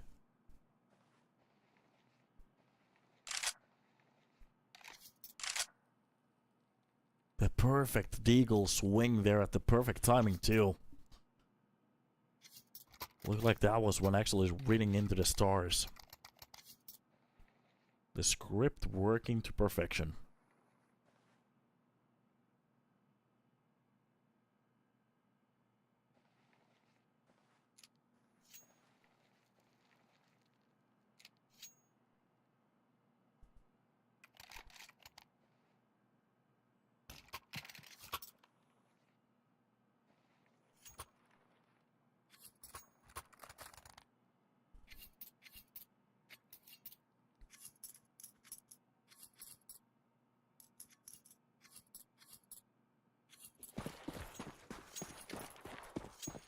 Here we go to a new round. So it's gonna be the utility. Spence was lying correctly at the start. If they want to actually go through it, beautiful peek coming out of Nikita. He was ready for that angle to pop off. Catching tape. It seems like we're actually getting a little bit of a second wind here. It's a beautiful flash too. Magila comes up with a kill onto Andu. Opens it up. Landing is going to be next one in line. Oh, it's going to be the jumping. That's going to work out for the T side. No, not like this. That nade almost drops his own teammate. It's going to be the CT's nade to win it. But still, a 4 versus 2. Temple drops Shen, and that is just going to be Bilani left in a 1 versus 4. He has to do a lot of work to bring this back to a win here. Especially with that flash from middle. I think the barrel of that weapon was shown. It's at 11 to 12. Copenhagen Wolves, even if they win that round, they can't just shut it down quite yet. It's going to be all of the rounds from the regulation to be played. Oh boy.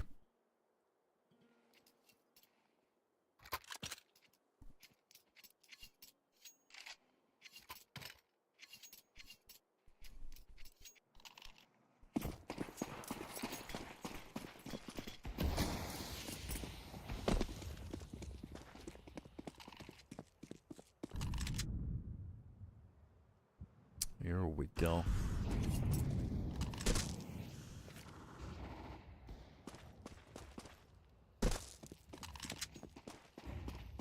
Early plays. Magic already dropped to very low HP. Even with the low buy. You have to be a little bit careful here.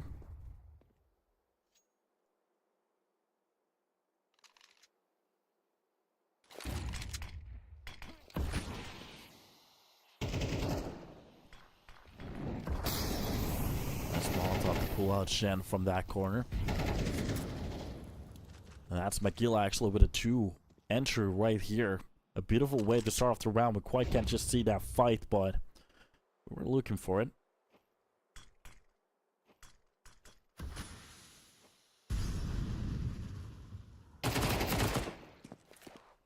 Nice catch from Bilani.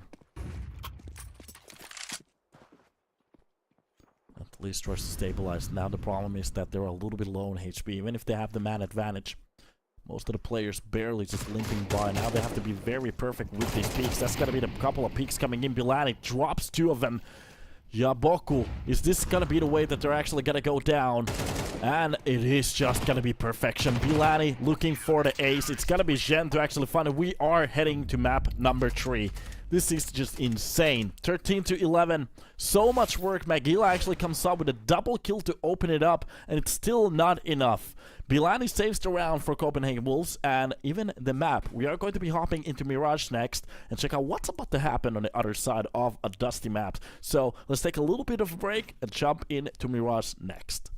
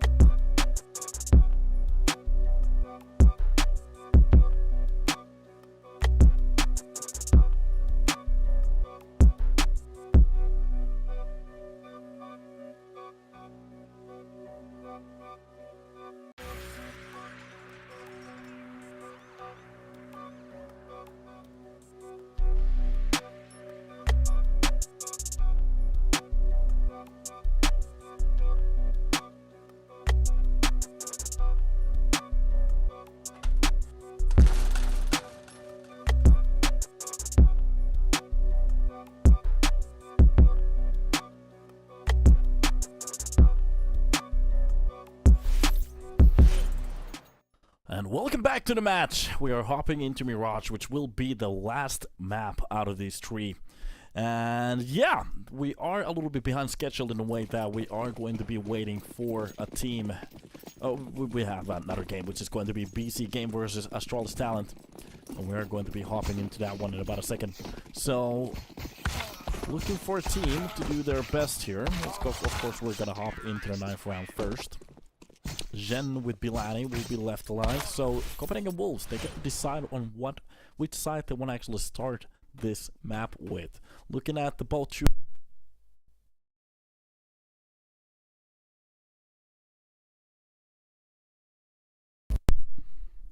Maybe that was scripted too. That was a map fix right there. Sorry, boys. So hopefully nobody bet on that one. So we are going to be hopping into the game. Sorry for that. It's just the court is a little bit too little. Yeah, we're back here. Hey, look how that works out. So yeah, looking at the maps before, I'm gonna be a little bit more careful with this one. We got a little bit of a map swap. There was a very good start from, I think it was from the side of Laser Cats on Anubis. They started off with a great T side. Copenhagen Wolves had a couple of issues. They did start to come back on that map, but at the end they just couldn't hang. The same actually happened on Dust 2. On that last possible round, they could actually retake the side, make a 4 versus 3 situation, especially with a couple of players low. They actually make that work out on that A side, and that's exactly how they're gonna bring it back. And where right now, where's the Catcaster? No, it's not here. It's not here. It went away. It went to a better place. Not heaven, to another home. I was just taking care of it, nothing else. Yeah, that's gonna be the early utility. Spent towards the window. A Glock push towards short. Checking to actually catch a couple of the players here from middle. And that's exactly what you want to see on a top red corner. Andrew actually comes out with one, catches the second player as well. That's going to be the date and a bomb on the floor. And a beautiful drop from Jen to make sure that Temple is going to be dropped. It's done. Here we go. We're going to hop into another round. And off we go.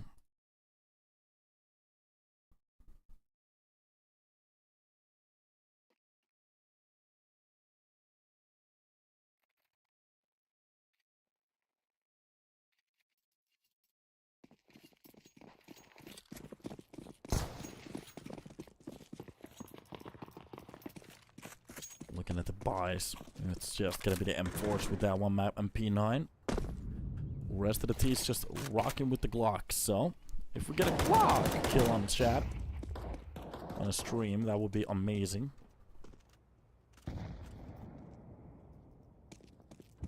It's all about the team. What kills are they gonna find first? Tape aware. Drop it to be utility for his teammates on top of the connector there.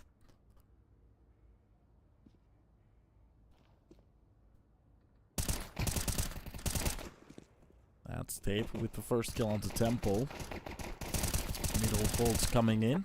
And it's just basically going to be a very clean round where they're going to be dropping every single player. They're not going to lose a player in this round, which is going to be amazing for them.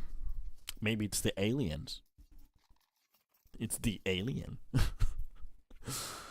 I'm never going to get tired of that one. A 5 Glock middle push that was scripted. Insane. 2 rounds on a row already. Starting off the CT side very well. Now the question is, do they have to... They actually have to hold on to that steam for a little second. That's going to be the molly underneath the window. I think that was supposed to drop on connector, but it just missed the target. Bilani comes out with the first kill. The Magilla quick trade coming in for Yaboku. That's Temple with 1 as well. So a man advantage already for the side of Laser Cats. They're fighting on. So this round is starting to look a little bit better, but it's going to be the main M4s. Now the question is, what kind of kills can they actually go for? Shaquinho brings it back to a 3 versus 3. The problem is they don't have the manpower towards the B side. They're not really trusting that it's going to be that hit yet. And this is them with a lot of control given for one site. And to retake this one is not going to be easy. There is a player holding from the door, spotting that cross at the worst possible timing. It's going to be Yaboku to actually win that fight too. This is exactly what they're looking for. Nice catch from Tape. Drops down Nikita. It's a 2 versus 2. And at least this round is gonna be expensive so far. That's Yaboku actually dropping down Tableware and Temple. Wants the kill onto Jack. Jackinho. And a round on the board for the Laser Cats. Very cyberpunky team going on today, which is kind of cool to see.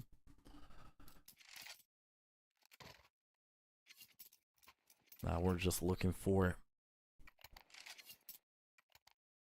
some rest of the action. Tee-hee.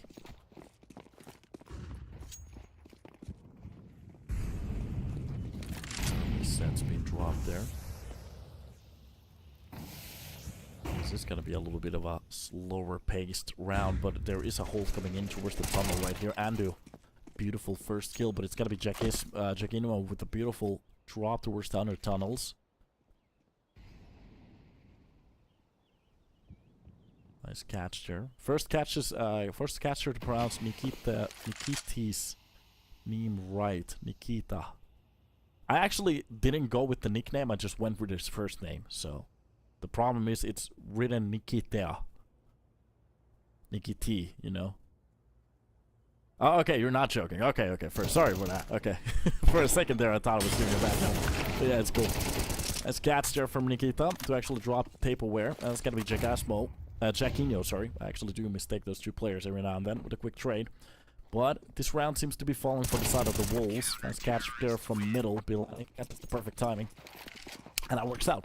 Yeah, the reason is that I've actually had a couple of friends who has the first name exactly like that. I had some Russian and even actually Ukrainian friends here in Finland. They're great people, but some of their names are ridiculously hard to pronounce. For example, you read it like Alexander, but it's Alexander or Sasha. And I'm always a little bit confused, like, what? Sasha. It's so cool. Yeah.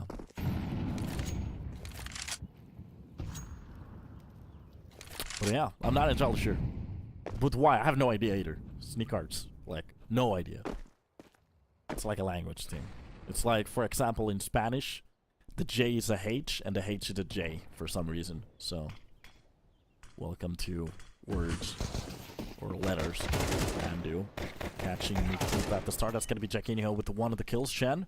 Make sure that Temple is not going to get that revenge kill. Magic still actually posting inside of that smoke. And Magilla is chilling at the middle. He actually catches one of the kills with the Glocks too, but it's gotta be Tableware to get that trade. And that's gonna be... H is not J in Spanish. Oh, it definitely is. It gets pronounced. If you write Jose, for example, it's... yeah, or yeah, it's silent. For example, J is H. Or something like that.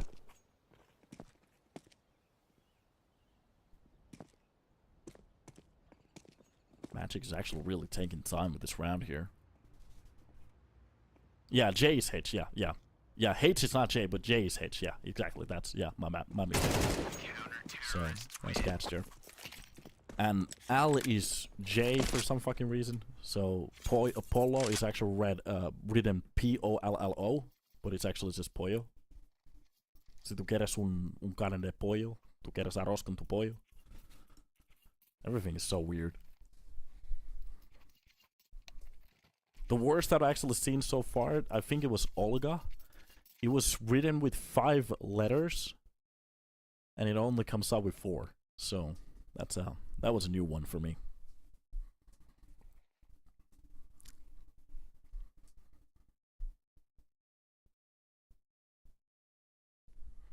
I'm not gonna say anything like that. I want to keep my job. So we're getting a little bit of a tactical time out here.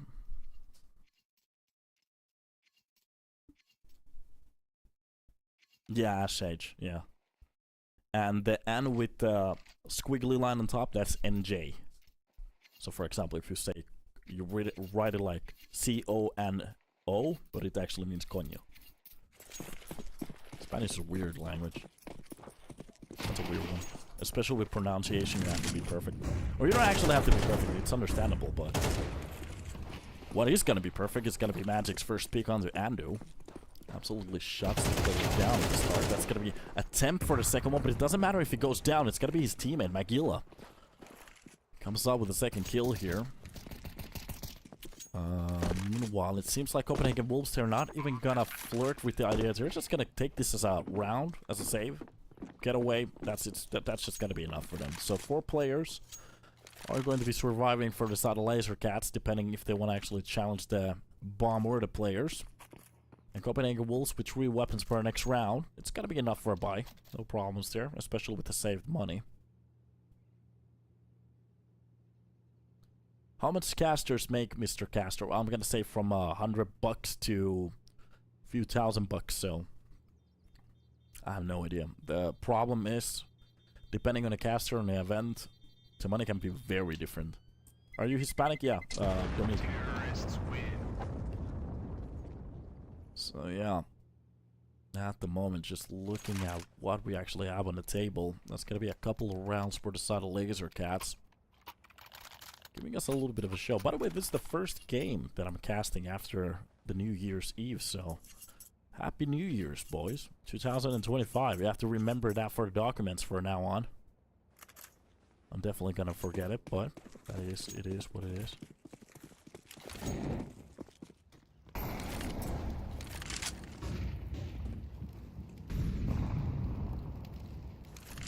Enough to get dinner once a week, yeah. Once a week. We're a little bit hungry every now and then.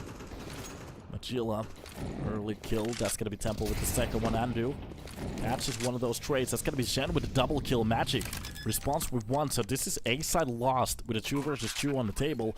There is a player just fighting so far away from the site. That's going to be the one really important fight for Magic to win. Andu goes down, maybe pushes a little bit too early. And there it is. That's going to be the utility spent for the side. Magic spots the player. The only thing he has to do is just play as much time as he can, but he's just going to stick on the... No, he's actually not going to stick on the bomb. I think he had it. With the kits, he could have gone for the defuse. And that's just going to be the round done. Oh boy. He doesn't have the time anymore. It's going to go through it. Temple finds it, and it's done. For a second there, I actually thought Bilani had the bomb. Nobody was pressurizing the bomb. Oh boy. Andu even pushing through the smoke a little bit too early there. Getting a bit too shaky on that round. That was a 50-50 situation. Do you want to actually stick on to that bomb or just try your best? For a second there, it looked like the player from the pit kind of forgot where that bomb was planted, but it is what it is. Nice catch there. That's just gonna be Deagle shot there. Tapeaware.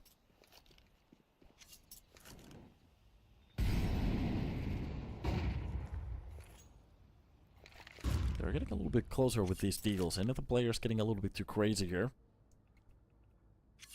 Sane actually playing with that M4 at the moment. Pushing towards the A-apps. Nice shot from Bilani. Dropping down Yaboku. Magic actually gets that quick trade. That's going to be Magilla with 1 as well. And that's the M4. Even the Fountain gets onto the play. Nikita catches a kill, and that's just going to be Tapeaware left alone. Lazer, they will make this a 4-4. So, bringing it back.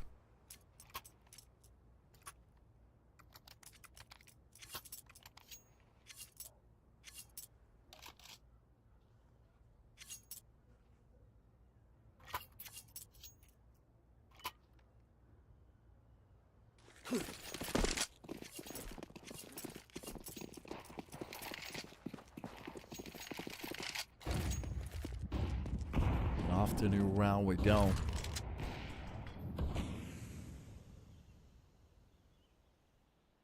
Jacquinho starting off the round with a kill on to Magilla.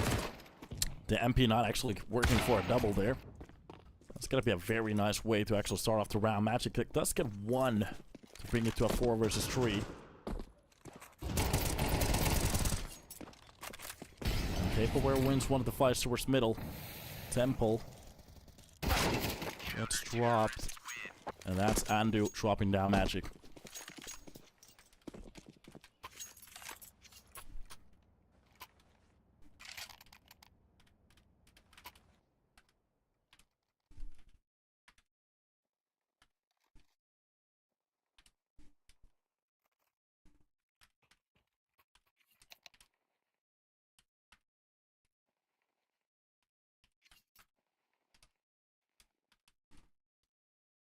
here we go.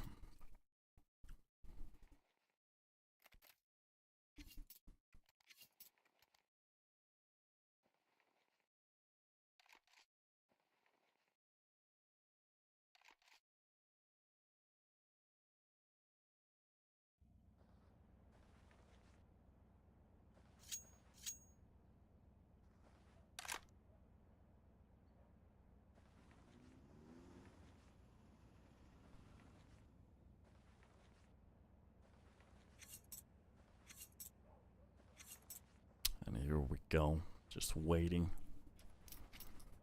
for a couple of seconds here. We are going to be hopping into a new round.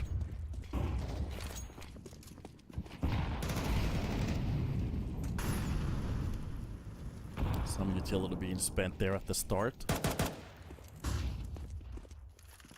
That's gonna be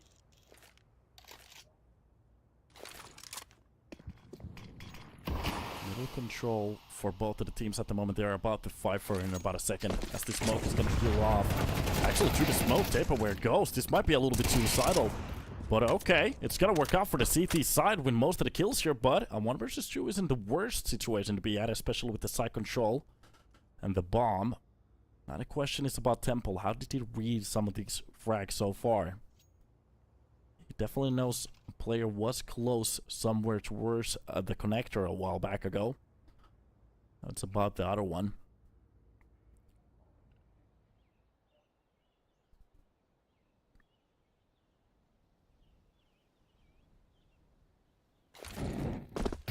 Molotov for ticket. And oh, the worst possible place to actually try to plant the bomb. He can actually go for it again, but no. It's gotta be the jungle play from Jackinio to stop it. And for a second there, I start to believe.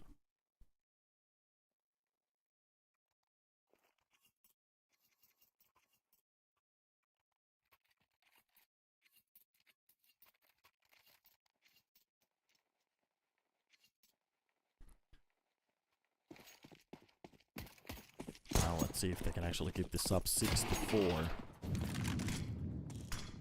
We see a couple of Glocks here. It's gonna be a P250 with a Deagle.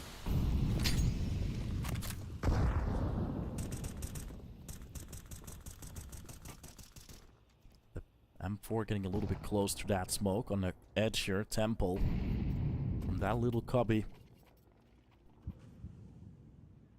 They're not actually gonna go for the information. Now the question is how they're going to be pushing towards that B side. Depends on Taperware.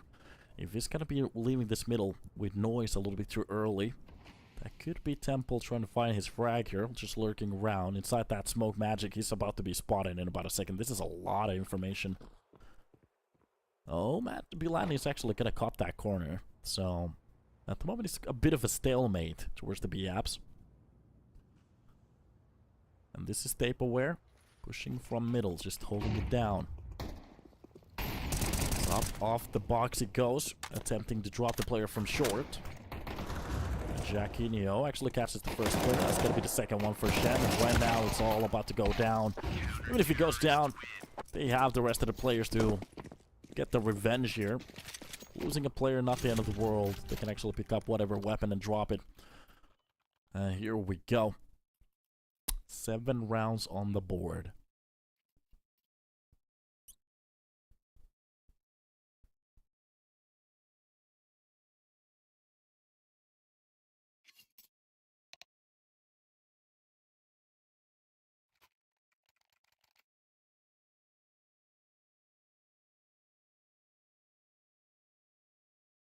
Twenty seconds left on the clock. This got very silent for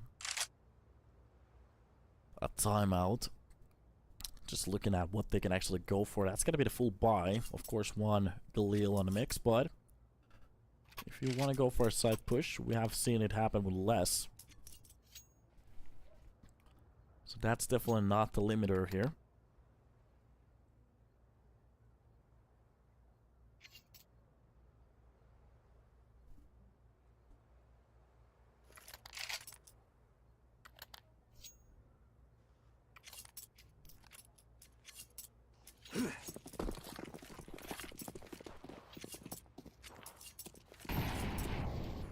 we go. Seems like A seems to be the way to go. At least leaving a couple of players. The bomb has been committed anywhere. So this could be just a setup at the start. Looking at the amount of utility, they shouldn't be fooling around with it too much. Trying to fake this one out. And right now, seems like they're not going to go for anything crazy. Just waiting for the CT side maybe. Go for information or some kind of a push. So they could actually punish it. That's going to be Jaquinho with the first kill into Magilla. But a nice trade. Okay, Jaboku catches Jack. Jack in a box. That's going to be Zhen with a quick peek on towards the middle. Jaboku actually caught off in a no man's land there. And the push for the backside. I'm not entirely sure how much Bilani understands that what's about to happen. Shen might be actually in a bit of a problem here. Very low on HP. 1 HP left, but it's going to be the quick kill coming out of Bilani. They don't even lose a teammate. Shen can just chill for a second. That's going to be Bilani. Just playing behind the boxes. Nice catch on one of the players. Nikita will be going down. And left alone, Magic has to do it all. A 1 versus 4 catches one of the players. One of them is low though, but it's going to be the setup. That's got to be the problem here. Now all about how they want to play it. That Molotov for the car is going to at least clean it. But Taperware has even the setup from short. And this is definitely going to be the 8th round. This is almost impossible to win at this point. Magic trying to clear as much as he can. Making a little bit of noise. Dropping down finally. It's going to be the pick. And that's the round. 8th on the board. Laser Cats. They have been limping on these couple of maps. But right now, Mirage seems to be on lockdown. Copenhagen Wolves looking crispy here.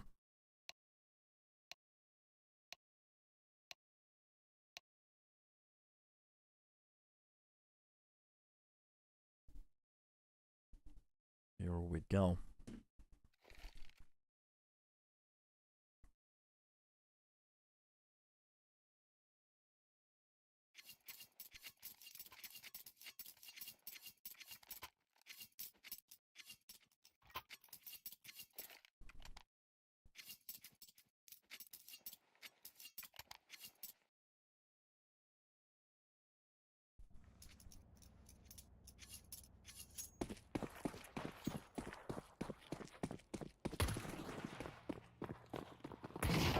Well, off to a pistol round we go.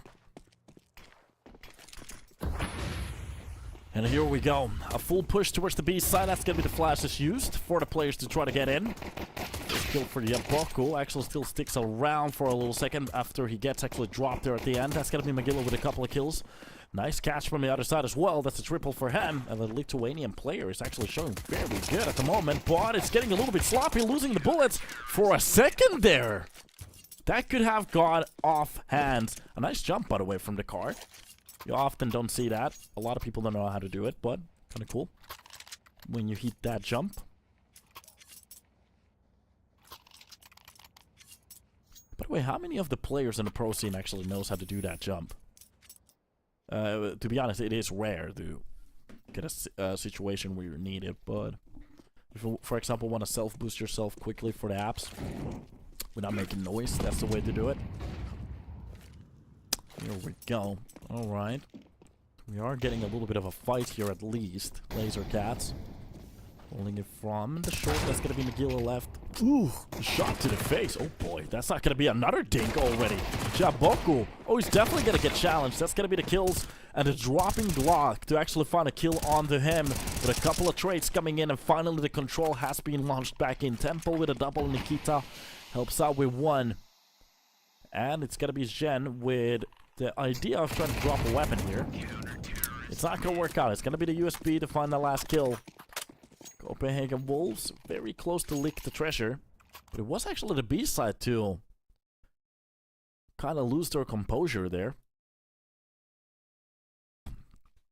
Nice round for both of the teams in a way. Considering the fact that that was basically just pistols almost taking care of the B side defense before the rotation. And that could have been a little bit of a different story. If you touch one of those weapons, that's where it gets a little bit questionable. Especially if they have the man advantage. That's gonna be the smoke to clear off the window. one to be used for the apps. And right now, this is just a reset situation in a sense. Nikita into challenge. Getting a little bit too crazy there. Magic barely getting away. 1 HP, literally a utility Molotov. Whatever hits him the wrong way, that might be it. It's done. That's a double entry for the A side. Beautiful work. Oh boy. Smoke for the jungle to make sure that they have it. And this is Copenhagen Wolves definitely taking this round.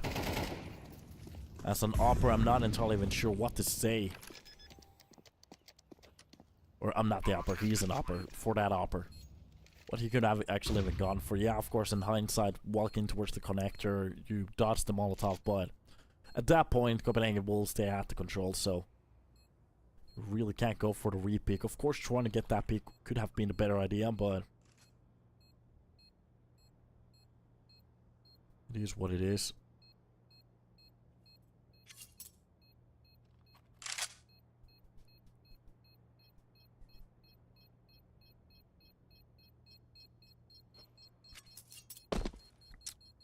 And that's the round number 9 on the board. 69. Very nice. Terrorists win.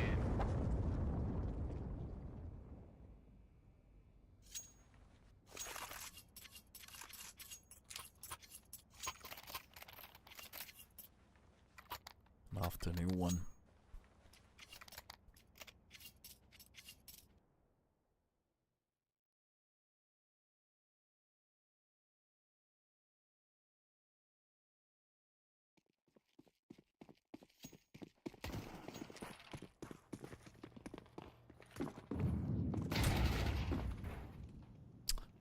So, Magic from short, trying to hold that ops angle.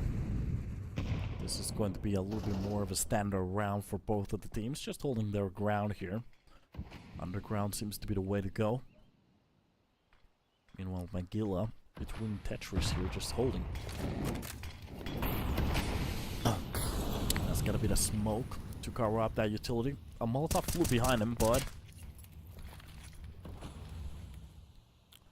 now it's all about the timing. Who's gonna win that first fight, especially with middle already being cleared. It's a lot of control for the side of Copenhagen Wolves, but if they want to go for the A-side exit, there's a couple of holds here. Nikita actually finds the kill on the Andu. That's the player from Connector drop. App holds coming in. Beautiful work actually from Magilla. Drops that smoke to make a little bit more space for himself. Even if he gets mollied, doesn't matter. Nikita will find one of those kills. Temple steps in towards the side. And that's Copenhagen Wolves finding a bit of better hold here.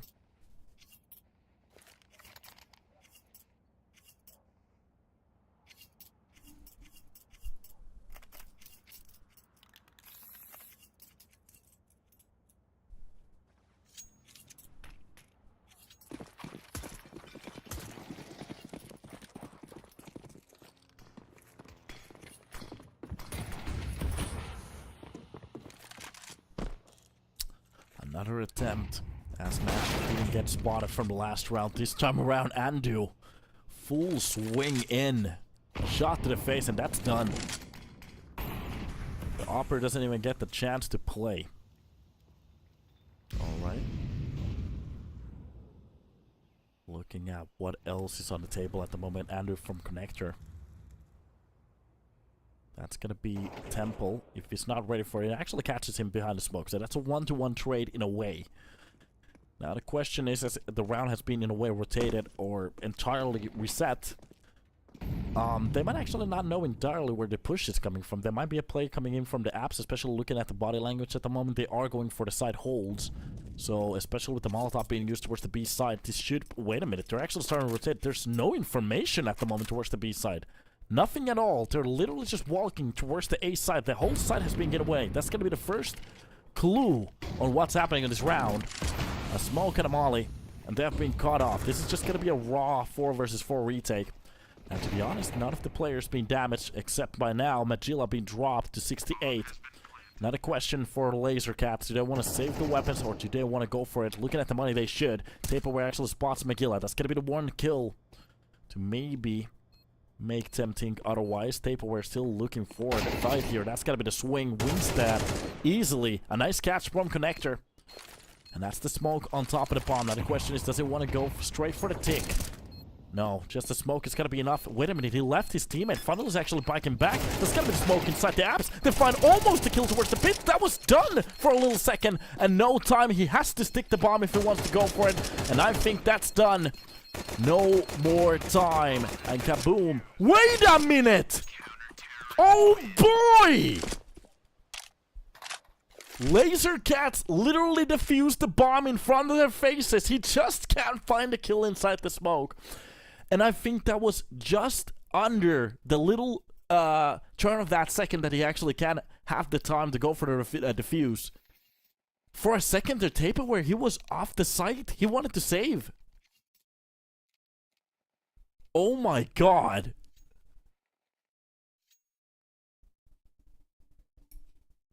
My god.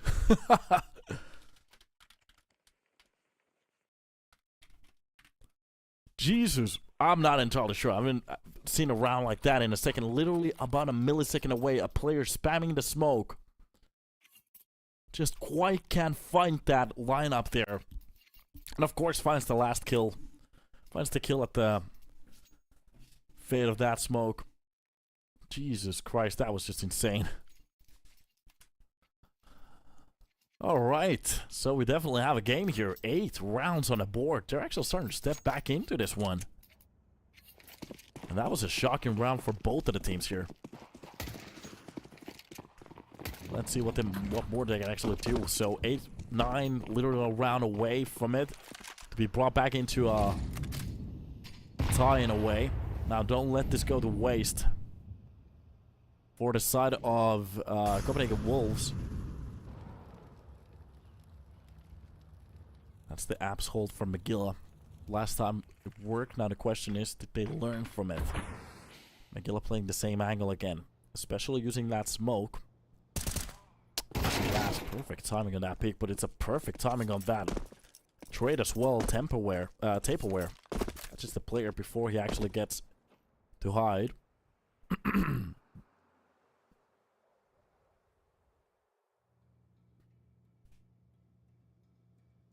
What more are we gonna get on a round like this? Deep uphold. That's Magic with so much control towards the apps right now. Even if they actually even get the trade onto him, there's already a player on the side.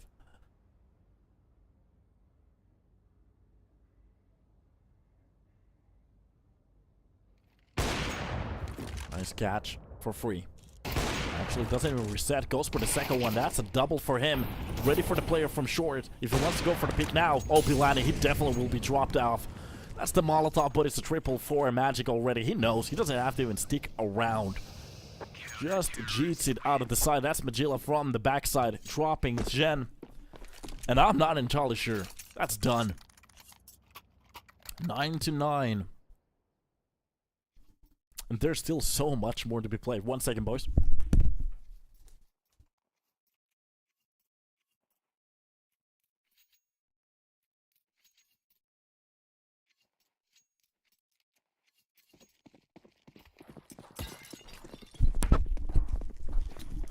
I had to get some Vaseline to get ready for the wreck that we're about to see. Any of these teams actually losing right now, that's going to be heartbreaking. We're going to need some grease as well. So.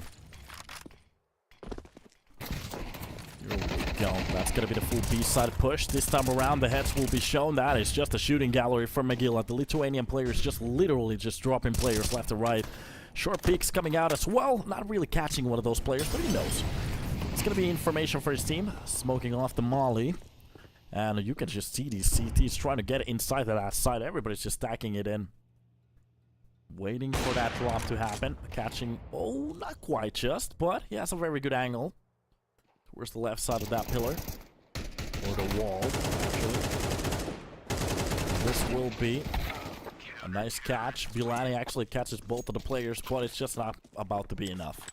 Lazer Cats wins that round, of course. They do lose a couple of players. 3 are gonna fall. But at the end of the day, very nice play.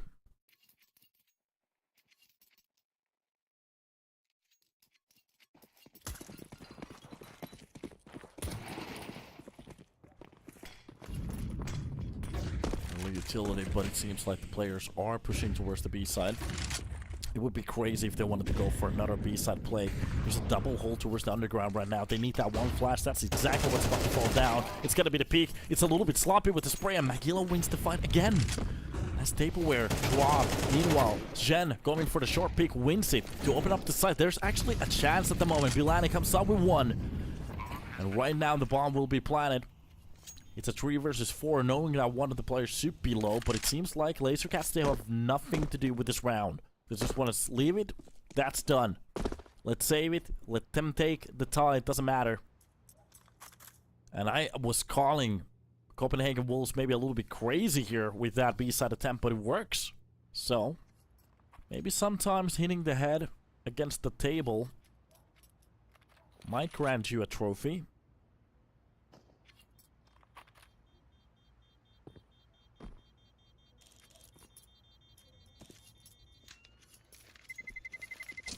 Terrorists win.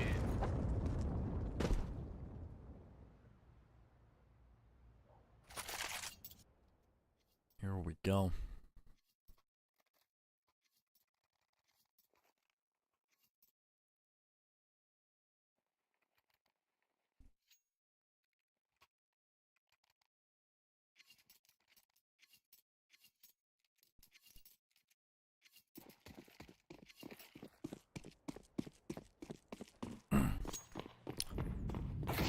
Full buys from both of the teams, enough utility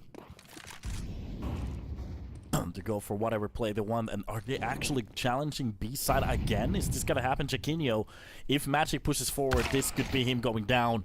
Oh boys, that's especially gonna be the opener for this round for them to push in. That's the utility being used already. A lot of it too, and a push from the short at the same time. This is just gonna be them launching into the action. Magilla only finds one. That's gonna be Undo to drop down the B-side player. And Lazer Cats. Oh boy, Magic. He had some very good op rounds. The problem is, of course, he's not ready for the B-side player to actually go for it again. So the B-side plays will be, I think that's the 5th or 4th round in a row that they're actually gonna go for the same play. And it just keeps working from now on because, of course, at some point, you have to kind of believe that it's not gonna happen.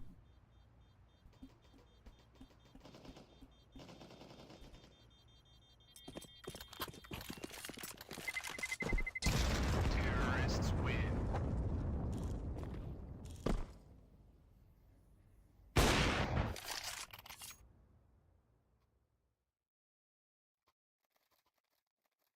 Here we go.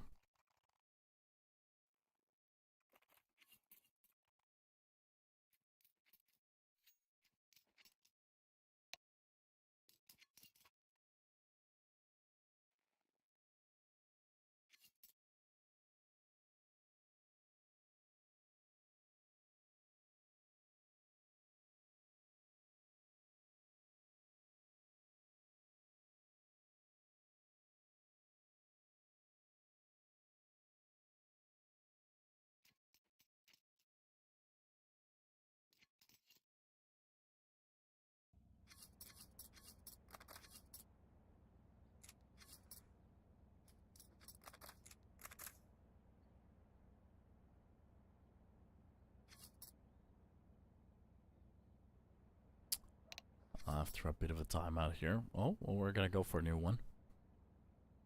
I was ready. My body was ready.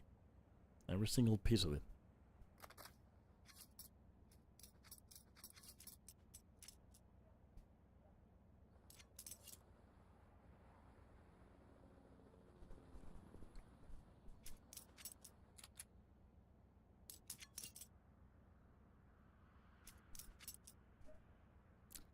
Let's see how they're about to go with it. Already losing a couple of rounds here for that B take. Not really getting the chance to adjust.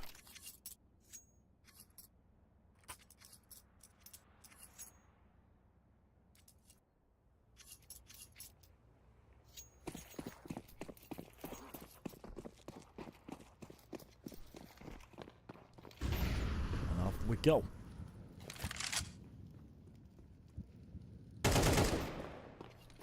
Catches for that apps.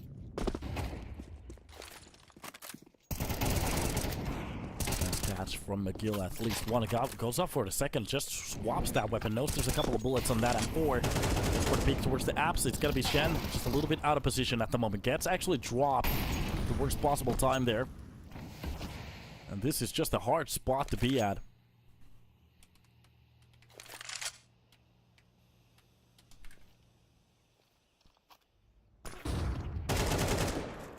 That's going to be a nice catch from Tape. At least catches every single player for the side as well.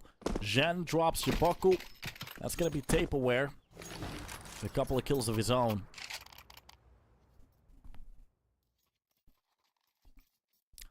And 12 on the board. Laser Cats just a round away. If that's going to be Copenhagen Wolves winning this one, it's just over.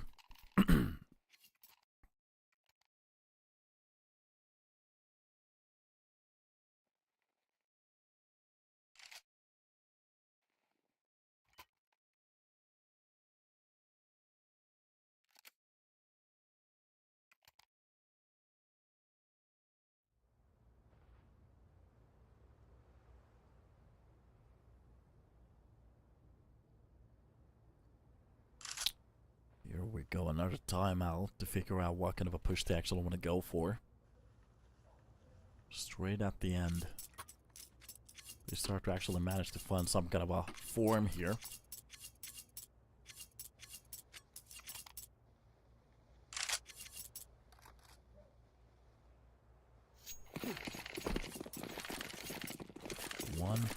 .6K viewers at the moment.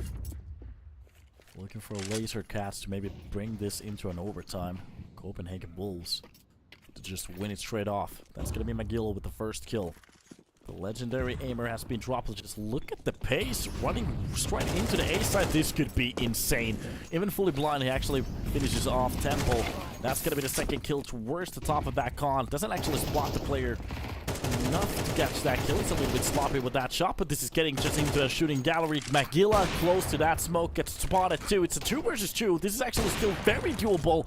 The op shot doesn't land. It's gonna be Magic with that landed shot after that. Scout Magic in the middle of nowhere. Jacquinho comes up with the second kill as well. Oh, they're just feeding themselves easily for that double, and it is going to be Copenhagen Wolves to actually win it 2-1. After that ridiculous duel.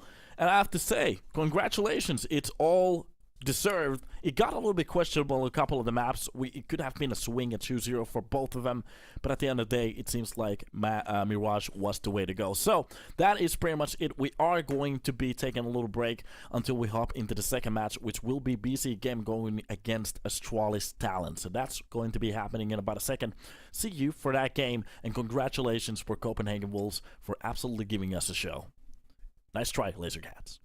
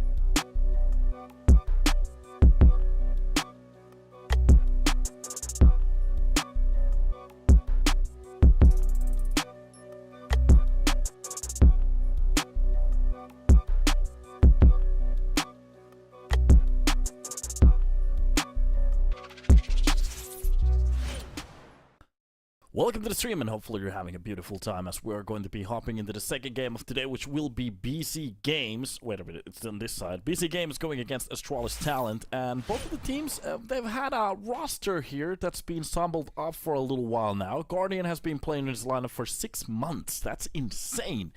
And he's actually getting a little bit thinner there as well.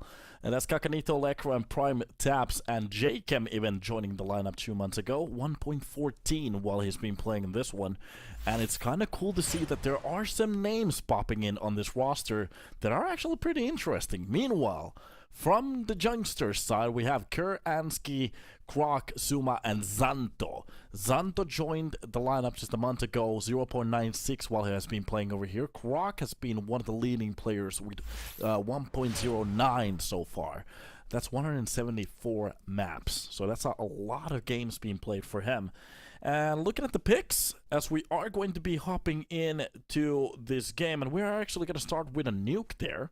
That's going to be a pick out of Astralis. After that, BC.Game decided to go with the ancient pick, and if we need it, it's going to be on Anubis. The game will be ended over there if it's needed.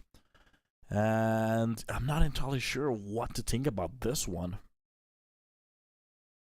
I'm just ready for this to go down. Seems like the camera crashed for some... Oh, it's just not being stuck up to this layout for some reason. So it's at the moment just black, but it's working. Trust me. Yeah.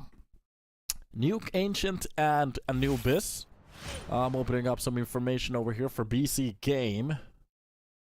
Nuke is a 33% map win at the moment. They have won a couple of games there, but lost 4. To worst ankle, one of the worst losses so far. I do want to kind of say that BC Game usually plays a bit of a better opponent. But yeah, I'm not sure. As long as Astralis Talent can actually show us a show, everything's possible. That's going to be the duelist already giving us a couple of taps here. Krok with one of the trays, but Lekro will be holding down the ramp. And since he has so much control, this is just going to be an easy kill for him. And that's basically the round. Ansky left alone towards the A side, even with all the control, there's not much you can do.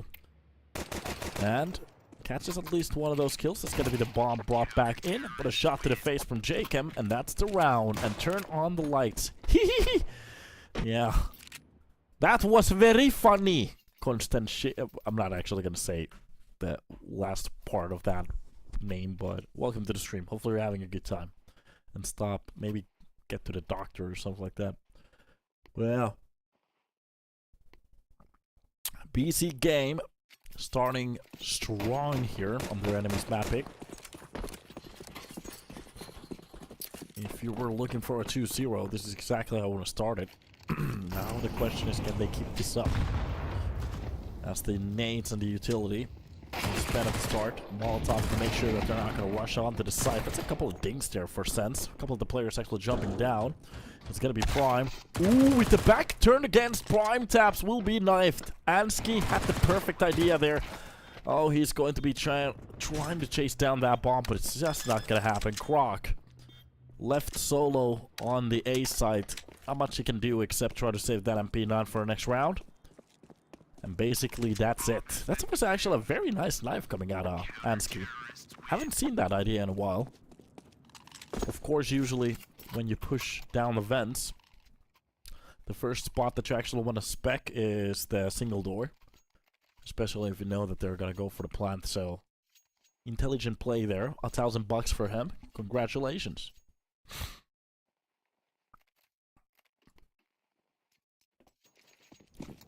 Roster mania after the New Year's, especially after the majors, looking like they're popping at the moment. Navi didn't actually go for any changes yet, so that's getting interesting. But the face lineup, Falcons, Anime Vitality, all of them getting a full tune-up at the moment.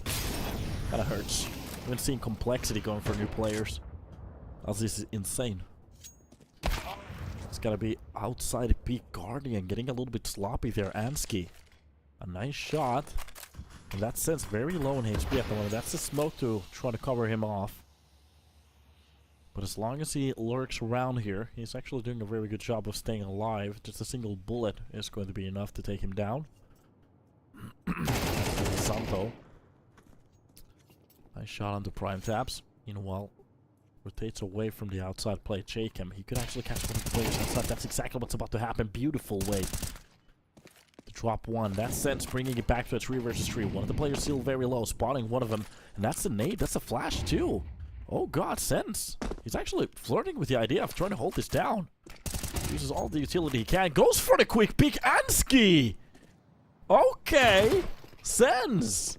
He's giving us a shot at the moment, but finally, it's got to be Suma to bring it back. But right now, for a second, it'll look a little bit more doable for the side of BC.Game. It's 30 seconds left on the clock. They do drop one of the players, and Elecro left alone with just an MP9. Now the question is it going to be A-side, especially with the hole he has, if they don't clear the CT vents? The first player carries very low HP. This could be Suma. The first shot, going for the full swing. Is he ready for this one? It's gotta be the sloppy spray. 1 HP left. Astralis talent a limp this round. My god, was that close. Literally a bullet, a single shot, a nade somewhere outside, and that was enough. That's a very nice try from Elecro.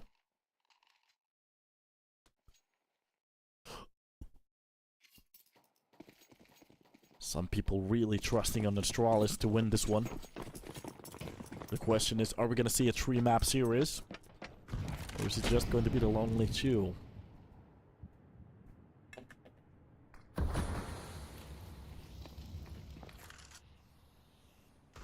Yeah, that's a hash of gust there that could have got him to... I was just thinking about it, because usually you can get a hit, like a 1-point hit from a nade outside. Literally, if that happened, that was clutch. Elecro wins that round.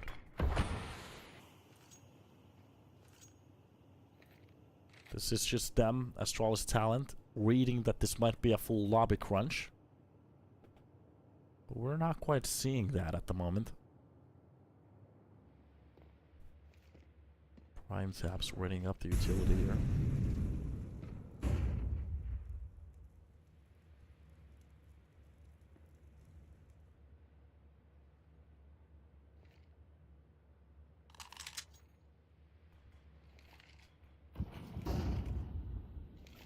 That's the utility, getting prepped for those pushes.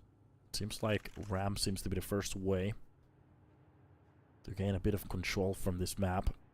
And at the moment it's being given for free. Now the question is, what's going to be the right way to go around it? It seems like they're actually going to go for the lower side play. Elecro hits that op shot. That's Croc with a quick trade. So, a bit of the awareness actually going back for the side of Astralis down. This is going to be the push for the backside. Elecro was not ready for that smoke play. That's Guardian with one of the trades at least, but Santo drops Jacob as well. And at the moment the numbers, they just don't play against them. The question is, do they know how low they are? There's a single tap to 2 of the players and that's done, but it seems like BC.Games really opting in just for exit kills so far.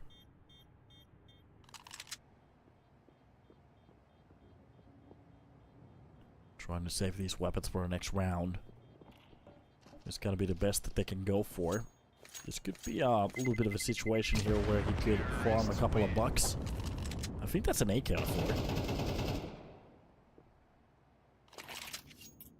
Another picked up weapon. Again.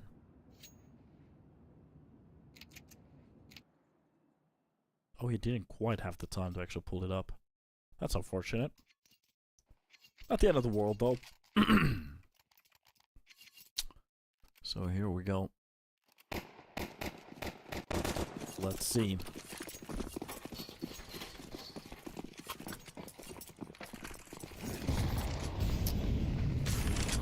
What more is to be given? The edge of that corner here, just waiting for anybody to go for that peek from the squeaky. That's Guardian. Catching Croc there at the start. Oh, spotting one of the players, the USP. Getting a little bit crummy there. Wait a minute, that Molotov is definitely going to push out the player. Oh no. Doesn't panic. Uses the smoke. Everything is okay. Kerr actually spots one of them. Jacob will be taken down.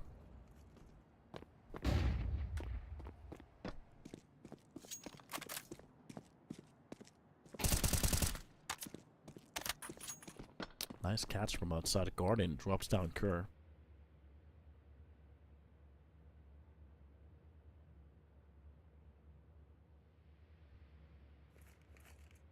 Right now it's getting a little bit silent. And in a way uncomfortable. As the players are pushing from outside, they... On the BC side of things, it seems like they have a little bit of a better hold here, especially if they want to push on towards the A side Lekro. The only thing he has to do is to stay alive. Sense just trying to bait one of the players a little bit closer. It seems like he has the idea. That's gotta be... Oh my god, taps one of the players. He drops one of them as well. Now he needs the help out of his team. It's going to be the Tink again. So much damage done. Guardian actually drops down Santo. 20 seconds left. It's gotta be the swing and a 4K to win the round. Guardian makes it happen. With 26 points of health, just that one M4. Even picks up the op. And that's a stolen round on the server. What is happening at the moment? That's the problem. The second it gets a little bit too kinky, that's where it gets so uncomfortable. He gets so uncomfortable the more time they play off the clock. The hesitation will be showing from the side of AT. And BC.Game, they were just chilling on that situation. Not even actually losing most of the players on any of those kills yet. Yeah, that's actually kind of cool. Guardian showing us a little bit of a game here. The full push towards the vents, that's gotta be Suma. Mauling himself, so... Not gonna get as much control they were looking for. I'm actually gonna allow that comment. Kinky is the way to go. Kerr catches the kill on the Lekro. That's gonna be a quick kill for Sense to drop down Suma. And a smoky smoke to make sure that the double doors are going to be opened up. He's going to go for that drill. Keep it off. Trying to go for it again, but this time around it's going to be a little bit of a deeper spot. He's not going to find it. He had the right idea, though. Kerr drops down prime taps. That's going to be the quick straight on to Jacob. Opening up the door. Jacob is just playing with his food at the moment through the smoke. Oh, God, if it goes for the red angle. Oh, no. Zanto with the perfect timing on that peak. Leaves Sense alone. And Astralis talent, it seems like they are about to step back into this one. 3 rounds on the table, they make it a tie.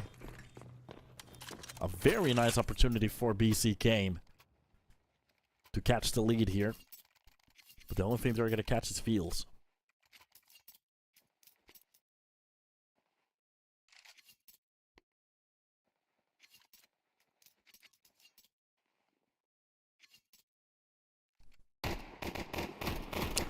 Attempts were made.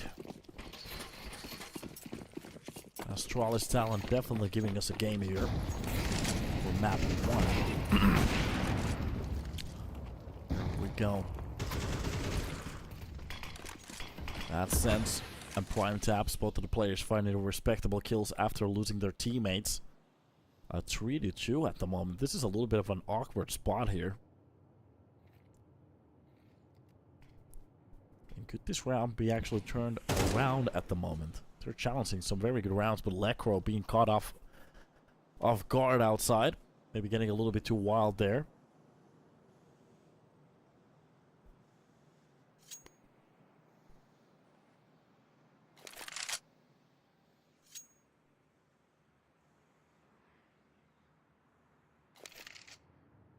There's a lot of wishful thinking at the moment.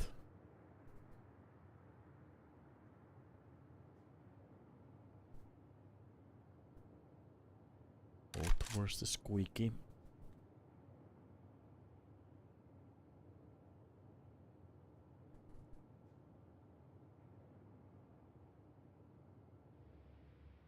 A silent push being spotted. Ansk takes the control of that side. Now the question is, where's the rotation? One of the players pushing in from the T-side lobby. And through the Molotov could be the way to go. Trying to go for that peak. But this is just going to be a full reset. Both of the players coming in from different angles. That's going to be the easy kill for Croc to actually take down Guardian. I have no idea where the push is coming from for a second. Ansk! If he wasn't ready to turn around, that could have been another attempt on this round.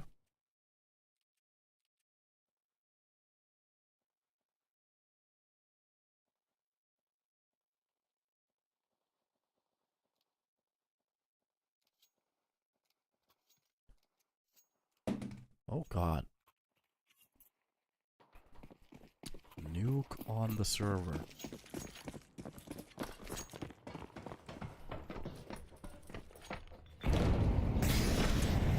the weaponry. Only pistols. And this could be the easiest round to pull this into a 5. Nice catch from the curve. He's gonna be focusing on the player behind the pillar as well. Sorry, silo. That's gonna be Ansky, making sure that the push through the smoke is not gonna amount to much. Zuma takes down Lekra, and that's just gonna be Guardian. With a body photoshopped. Left in a 1 versus 5, and a bullet in his head.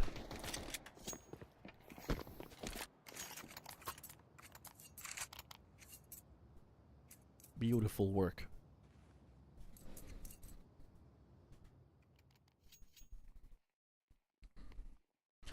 A tactical timeout to talk about what's about to go down, especially with some of these rounds.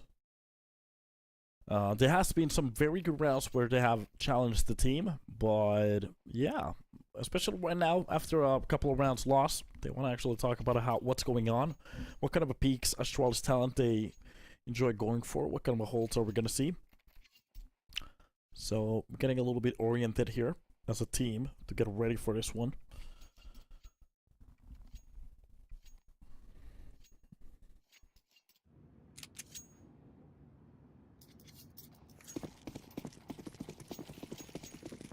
Off the cuffs.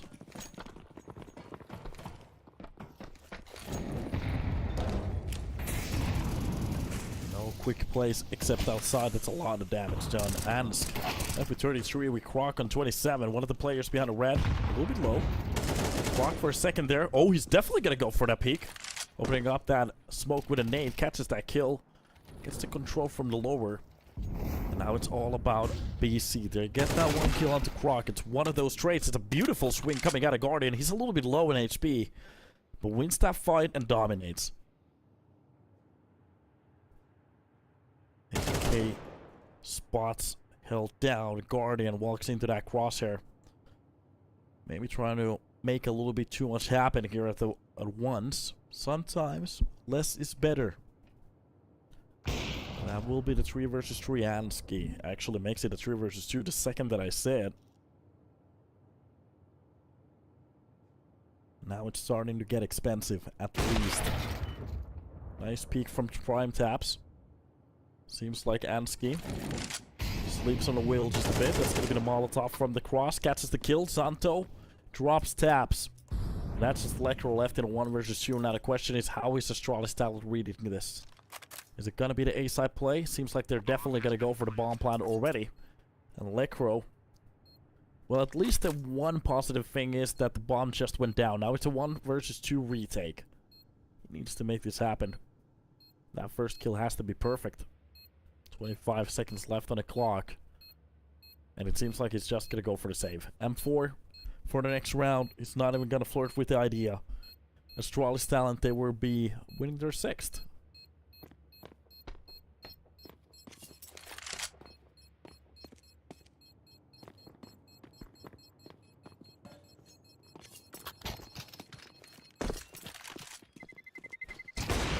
Boom goes the bomb. And the 6th round on the table. And they're looking mighty good.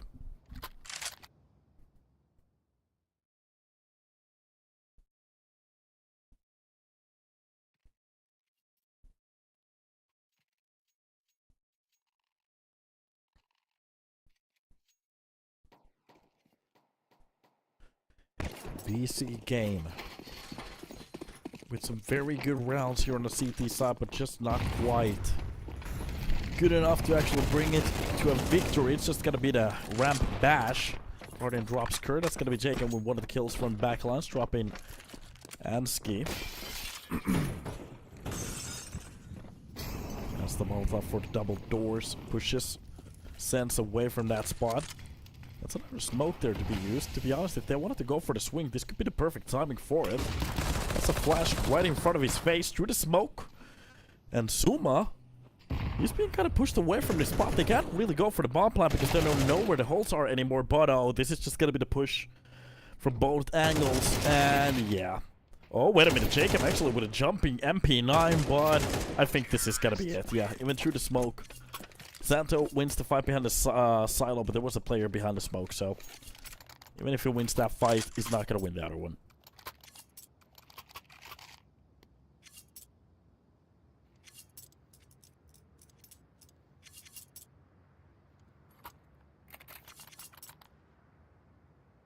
are going to be hopping for more right now.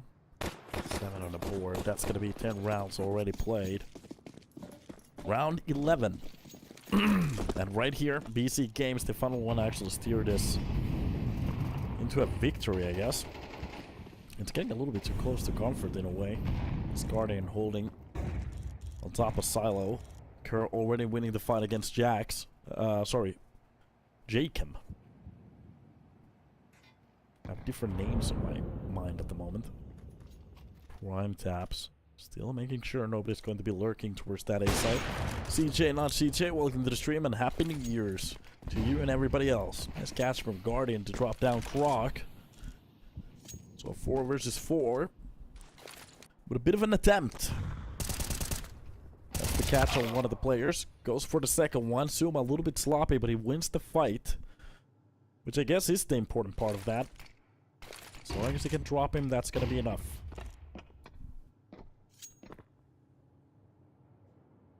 Looking at whatever they're going to go for. Guardian will be dropping at least one before they go for the attempt. And this is going to be Guardian behind that silo. It's not just about hitting, it's about the time. 35 seconds left on the clock. A player on top of the hut. Prime taps has to be careful if he drops here. That is going to be the execution. Molotov's being used. That's the first kill. What's needed? Ansk left in a 1 versus 3. Oh, he can't really go for the peek here. That's going to be the drop flash right in front of his face. Goes for the dodge. 20 seconds left. He's still looking to do some damage here. And that's going to be it. A double op setup if they want to go for it, but it seems like they're going to leave that weapon on the floor. And here we go. One more round to be played for. That's going to be 5 on the table if they win it. Or 8 to 4, which is going to be a very good start on your own map pick.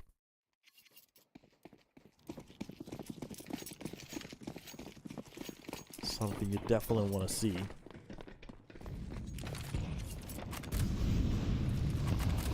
Early utility being spent there at the start. That's just going to be Guardian mollied off a little bit. Still hanging around. To the lower side, the control has been already lost. They do drop down Kerr, but it seems like the whole BC side, they have no idea how they got down towards the side already. I think that was just a dive by the a couple of the players. Electro with the ramp control, finally they're starting to understand that, yeah, they gotta have to go for a retake here. Just making sure nobody's actually lurking around. That's enough utility to go for the attack. The only thing they have to use is just use those utilities in the right spots. That's gonna be the peek from the double door. Santo has been dropped down low. It's a nice peek from Croc, but Jacob gets a quick trade.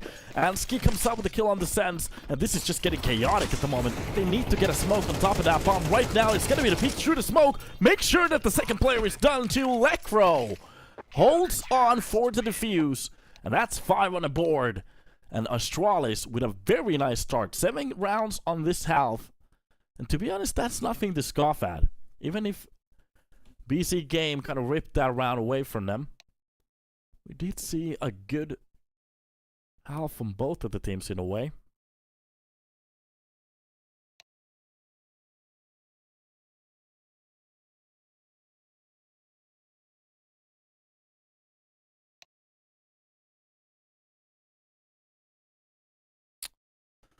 There it is.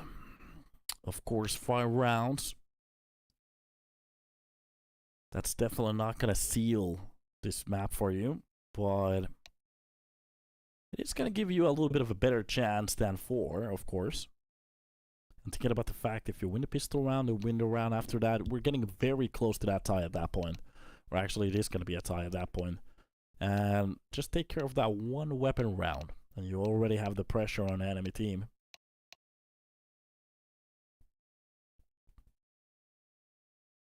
Both of the teams, they have 1 covering at the moment, so might be that Sense is just, I think Sense is just covering at the moment.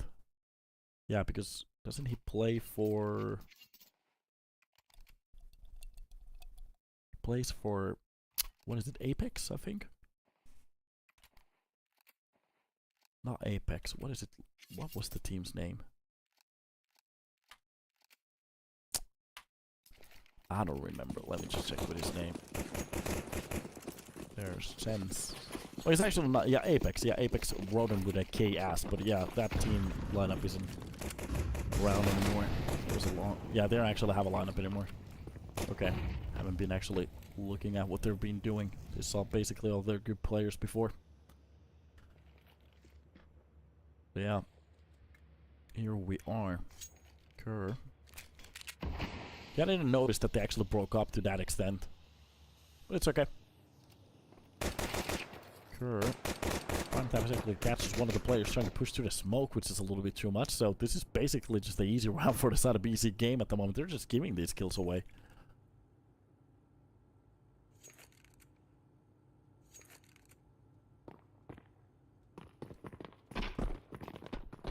Somebody said BC.Game has an insane T side. Okay, I'm gonna hold you on for that one. I've seen a couple of games from them. I casted a couple of games too, so I was kind of happy to see that Guardian game back.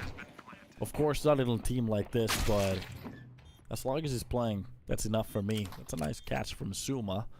That's 2 versus 3, to be honest. It's still doable. Prime Taps is just holding down the double. That's Suma just waiting for that timing to open up the door.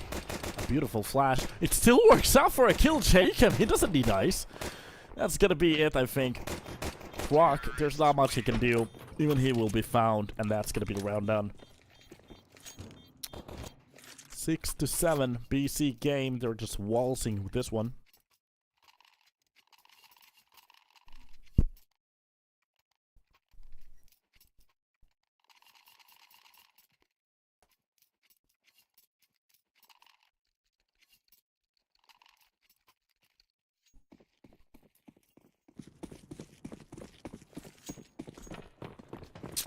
Here we go, off to new round. Now this is supposed to be the one that you clear off. It's gonna wreck the economy from the side of Astralis talent, which could give you the second round, but of course for the side of AT, if they make this happen, that's a way for them to actually continue the lead. Make this an 8, pick up the weapons, keep it up, maybe for good luck. Bit of a silence here at the moment. By the way, I'm gonna ask the chat quickly before it's happening already. That's gonna be the first kill. Actually focuses on the second player. Zanto makes it happen. Guardian with a quick trade. He's gonna pick the better weapon here. So now that we have a little bit of a break, what team are you looking for most after roster shuffles? There's G2, FaZe, Falcons, Vitality. So many teams going through changes at the moment. Maybe even Mouse in about a second. What team are you guys looking for? I have to say, some of them are looking banging. We're gonna have a heck of a 2025 in about a second. Yeah, Nip, by the way, too. Yeah, they're actually gonna go for a roster, which kind of surprised me. I thought Nip was already out of CS, to be honest, with the years that they had. But if they don't fix their management, it doesn't matter what lineup they're gonna go for. It's just gonna be another fail. And Fnatic is actually looking for a roster too, so they're looking for roster changes at the moment, which is kind of interesting. Let's tell the FaZe roster. That's going to be a... it's actually a big loss to lose Robs and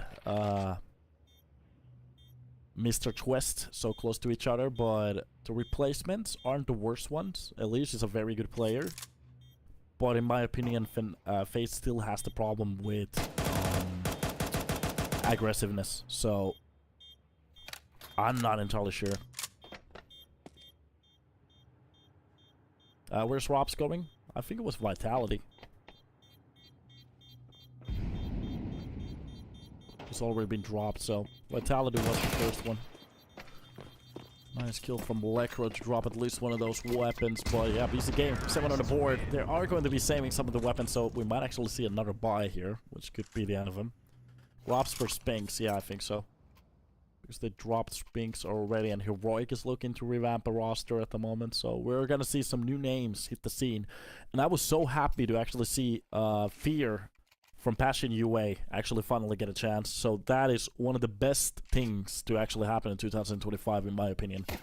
I've been in love with that team for so long. For them to actually do so well on the majors, I did kind of call it out too. I was actually talking about more about the fact that maybe the whole team is kind of raised the level. But it was a couple of the players actually being brought in. So That's gonna cool. Yeah, Rob's and Apex in the team. That's gonna be funny, yeah. One of them shouting and the other one just emoing all the time. Angst. That's Counter-Strike for you, buddy. But yeah, just looking at the buy at the moment. It's just gonna be simple armor for Zanto and a 5.7. 1 USB from Ansky. Trying to save enough money for the op. That's gonna be Kerr with a nice kill on the Sen. So that's a little bit of money at least. But Guardian gets the quick trade. And as for the round, if Suma holds this corner, Jacob might be in some issues. That's gonna be an AK picked up. Wait a minute. This round is starting to look a little bit better at the moment.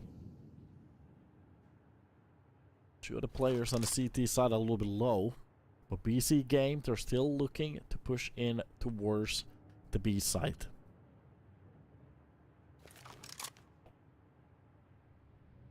Slow play.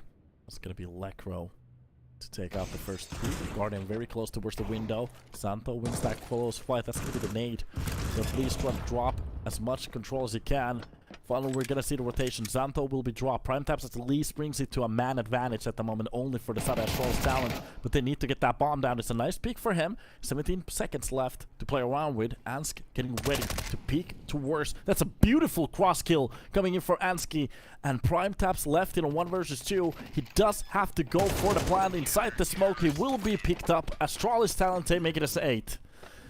BC.Game, again, we see a round where it just gets way out of control. And it's the panic. The slow plays against these pistols every single time we see it. It just works out for the pistol.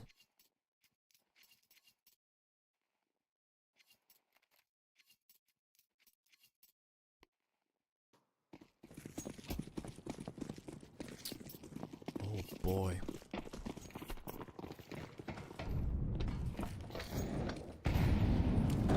Getting a bit of a game here. Utility on top of that hut here. This is just to make sure that none of the teams are going to go wilding at the moment. That's going to be a couple of AKs here bought in. Mac 10 and even a scout.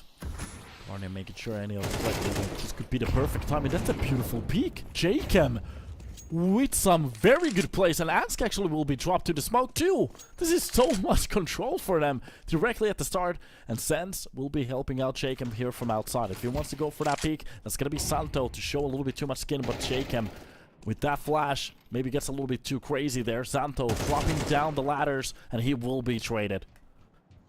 That's a nice kill there, right there. Even dropping a J-Chem, maybe getting a little bit too comfortable with that flash, doesn't matter. As long as they have the round, that's exactly what's enough. Catch from the main, goes for the second one, a little bit damage. It's gonna be the double spread. And Lekro is just playing with his food. Even if it goes down, they know exactly where Kerr is. Kerr actually comes up with the second kill, but it's gotta be the Mac 10 to make it 600 bucks. Prime Taps even trying to get that bomb down. Not happening.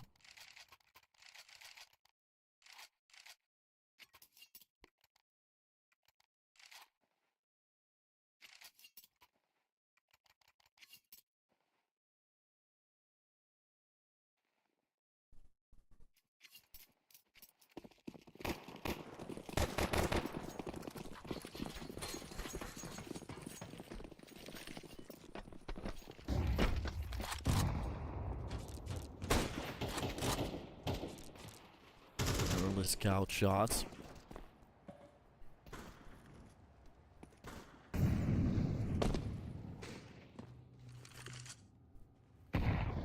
Guardian will be dropping down Kerr. These are just easy kills in a round like this. Suma still flinging around with that MP9.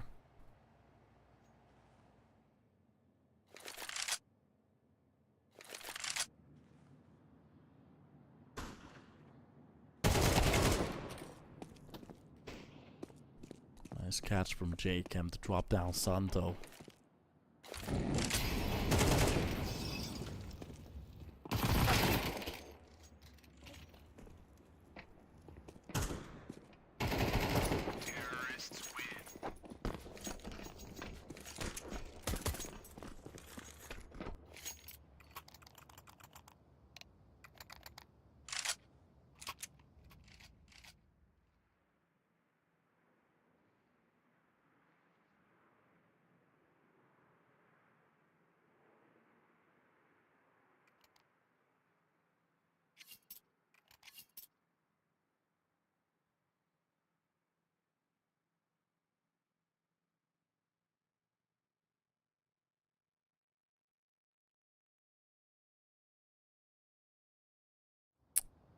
go. So, couple of rounds in a row now. Finally, we're gonna see that full buy coming in from the Astralis side. And yeah, I'm not entirely sure. A round like this could be very important, especially on your own map pick. Ooh, Mumpet promoting a couple of players again. Nice. We're seeing some new talent in the team. That's gonna be the Molotov used there. Jacob will be finding the likes of Croc. And Ansky. That's the early kill onto Guardian. That's a good Molotov to actually be bounced up there. Oh, Ansk. Jacob! Maybe getting a little bit too sleepy on his age. That was the perfect timing for him to find that kill. He gets a little bit sloppy there, but every single kill after that one is gonna hit home. Ansk left in a 1 versus 4. And basically, I'm not entirely even sure what he could have done on that spot. Absolutely played on that corner. But Jacob a little bit slow there with that jump. Ansky. I'm not sure if it was focused on a minimap or something like that, but not really reacting to what happened.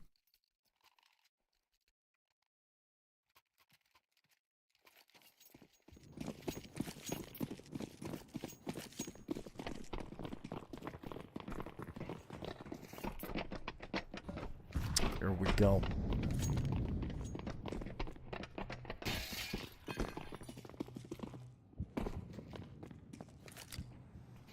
This is just gonna be the play outside. USPs, pistols, whatever they can actually go for, and light armor too. This is where I actually want to see what's about to go down. That's gonna be the 575. The first one goes off for the second one. Dinks the third one. That's a triple kill for Kerr. Just with a 5-7 makes it happen. 2 versus 4. And this is exactly what we're talking about. BC.Game. With one of the easiest rounds. They're always up for a debate. Can they actually give it back?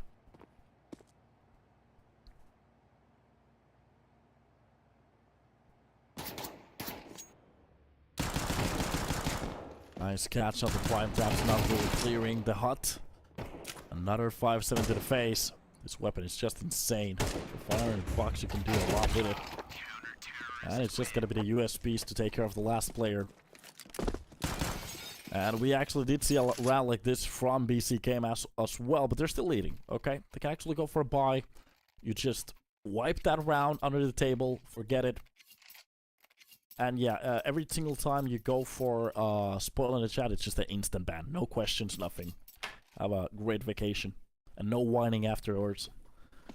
No unban request. I am sorry, I didn't know that I was not supposed to spoil. I won't spoil again. I will absolutely delete those ones. So have a good one. Go for it, boys. Here we go. Early op shots outside. Anybody who wants to go for the pick, they're gonna have a ridiculously good time. So Ansky, if he's gonna insert his head, I will not feel good.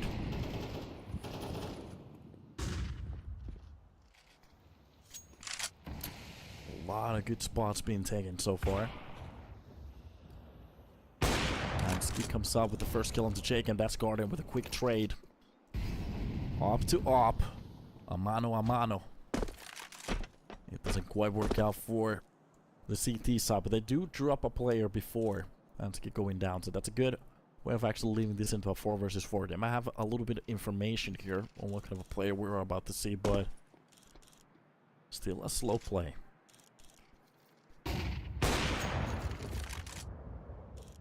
That's gonna be Squid Games. Okay. Zuma with a beautiful kill onto Lekro. That's gonna be the drill. Not entirely sure where. Guardian is still scanning for a player on top of the hut. That's gonna be Croc with a kill on the Sense. And some very good kills already. Nice shot from Guardian to make this 2 versus 3. Kerr behind the silo. That's 20 seconds left. They're gonna have to get a little bit closer. Xanto showing a little bit too skin. That's the Churchill. It's around. That is so much control. And a pick towards the silo. This opens up the round for them. And Astralis talent, one by one, they drop like flies. And that will be the push front grab. They have to go for it. A 4 versus 2. The round was basically done. And Prime taps. He opens up the frag towards the side like Guardian, just wipes everybody. And that's a shot to the face. That needs a painkiller right there. Guardian makes it a 4K, and he's definitely back from the grave. 11 on the board. Oh my god, does that have to hurt? You win a pistol round. You win a round that you're not supposed to win. But then you just give it away for one of the most ridiculous op shots ever. Not maybe ever. Okay, we have seen some Manasi clips before, but for Guardian that is like 80 years old at the moment, for his bones not to crackle every time he goes for a whiff, that's just insane. Amazing to see it. I love it. Here we are, and drops the likes of Guardian. Maybe this was a little bit of a quicker round. It just doesn't work out. Rock catches one of those kills as well. That's going to be Prime taps at least with the kill to bring it back. Needs one more, but looking at the damage at the moment, they're very low. Even fully blind, Suma wins that fight. Astralis down, 9-11. Not a great day. This is just them. Fire extinguisher. Think about it. It extinguishes the fire.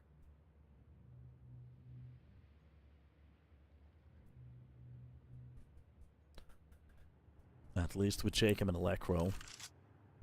I'm looking at the money at the moment. They could go for a force buy, but if they could drop a couple of players more, really make an impact to that economy, or make it a 4 versus 4 depending the push. Electro. Literally talking about a timing of a millisecond there.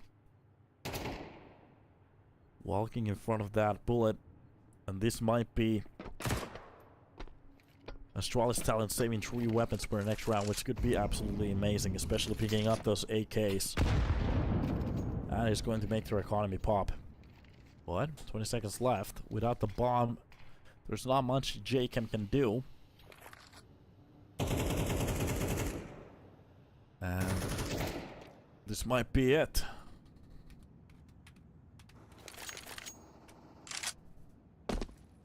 Saving that AK for our next round is going to be the best option he can go for. And the same goes for Astralis. They shouldn't hunt anything. They just don't have the economy for it. But we're definitely going to see a buy. A Galil can be dropped. That's going to be enough of a buy if they want to actually challenge this round. So, let's see what they can actually go for.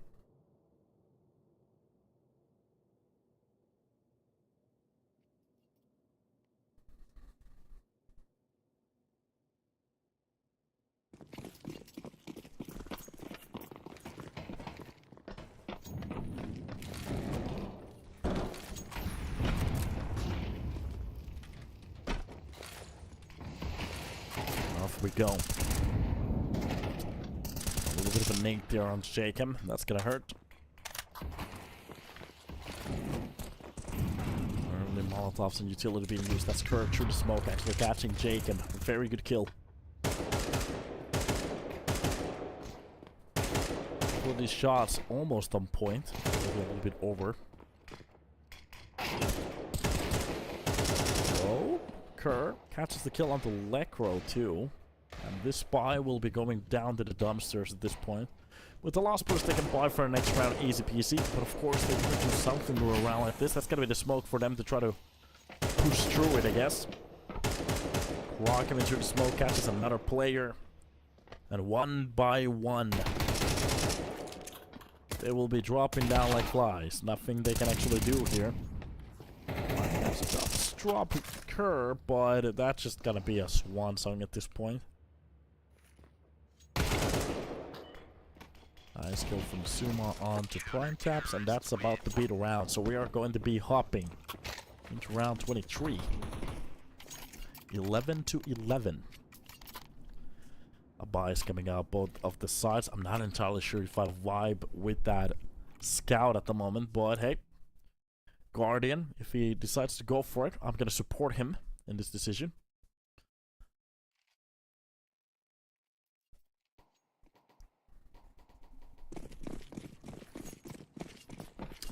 BC.Game looks like Pac-Man.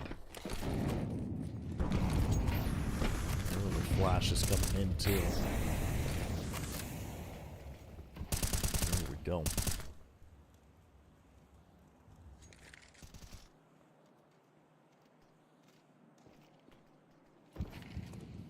A bit of a slower start this time around. But it's actually showing in the skin at the moment, so that's going to be the right way to go about it. Astralis Talent is giving a little bit space there for this other BC.Game to go for whatever they feel like. They have a player inside the secret at the moment. Kerr, with his teammate, actually gaining the lobby control at the moment.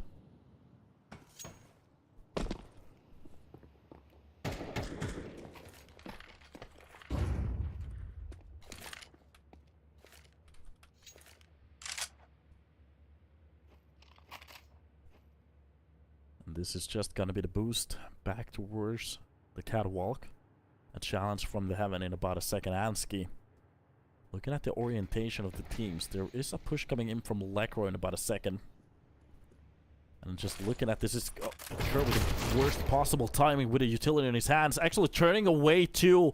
Oh boy, no, not like this. Jakem with the heaven control, not focused on either of the sides from this spot. He has to get some kills. He's gonna come out with a double kill, drops down towards the hut. Spotting one of the players running backlines, but Jakem, he has so much control. Prime Taps goes down. That's a 4K for Grok. Everybody goes down. Grok plays that to perfection. Haven't seen a round like that in a while.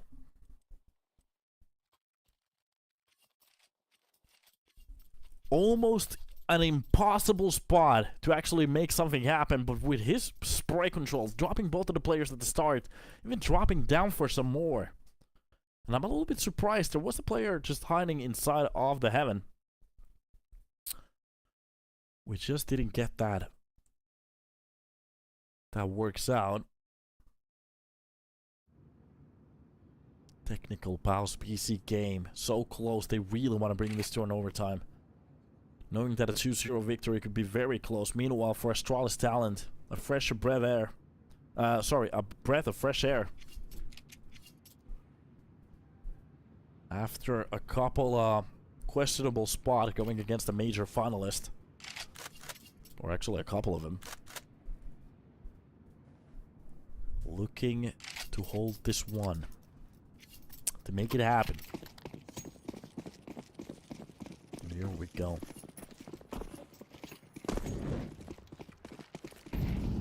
Outside plays could be the way to go. That's gonna be the double nades towards the main curve. Very low in HP already. Tech9 makes it happen with one.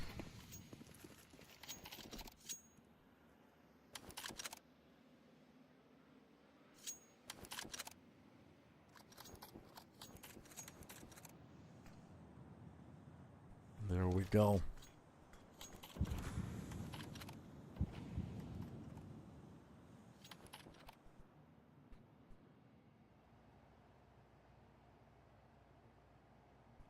Scalps outside already with the double kill. That double nade worked out almost for 2 inside the main.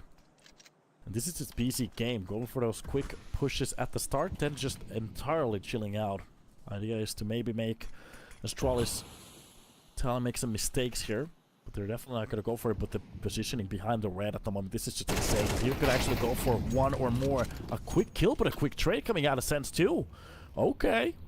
We still have a little bit more here. That's going to be the timing. Jump down towards the vents. It's a 3 versus 4. That's going to be the Molotov from the right side. Jakem catches Suma. At least one more kill. It's going to be the double shots. And make sure that sense is going to go down from the open. Drops down the bomb. For some reason, nobody's actually holding it down. Pushes from the double. It's going to be the 1 versus 1. Lekro left to clutch. And with the Tech9 just waiting for Santo to go for any of the mistakes. That's going to be the bomb finally going down. 14 seconds. It's just going to be the push. And a couple of shots to the buttocks. And that's done. Astralis Talent, they win their map pick 13-11. BC Games getting a little bit choked there. Are you joking? Yes, I am. So, unfortunate turn of events, but hey, it is what it is. It's Counter-Strike. Sometimes you're looking good, but sometimes you're just absolutely getting wrecked at that point. But even closer to the end that we actually got, the better Astralis talent started to look. And we're getting one of those situations where some of the players are starting to show some very good numbers. But yeah, we're going to hop into Ancient for now. It's another map where Astralis talent, they kind of have a little bit of a game there. So I'm not entirely what's about to go down, what's in the script. But let's see how BC Games can hold against Astralis talent on their mapping on Ancient. Let's see.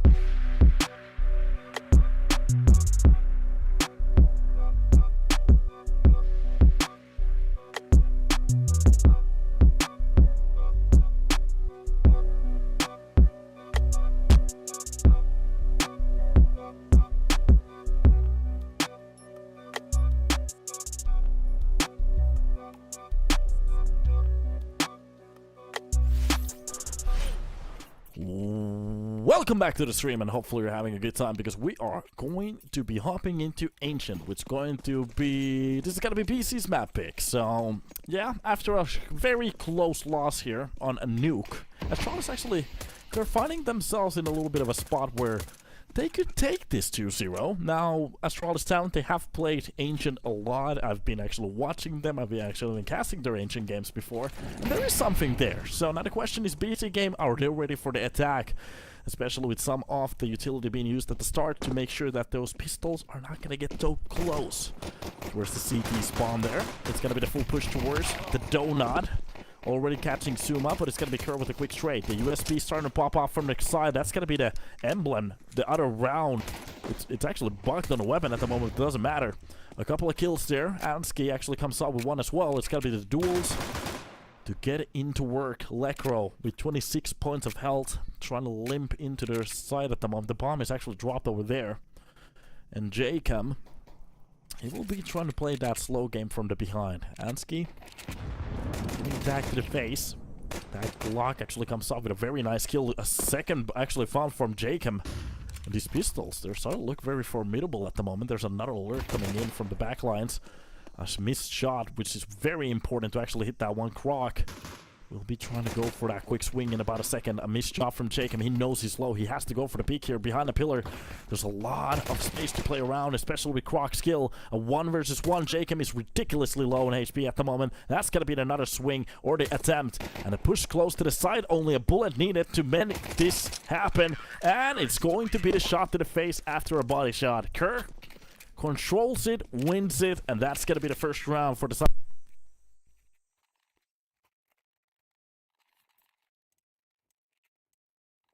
Happened again, so I pulled out the cord. I'm sorry, boys. That's going to be the round. Another win there. First round for the side of Astralis Talent. Making it happen with style, too. For a second there, the middle push seemed like they actually had something going on there for a second, but it just quite didn't work out.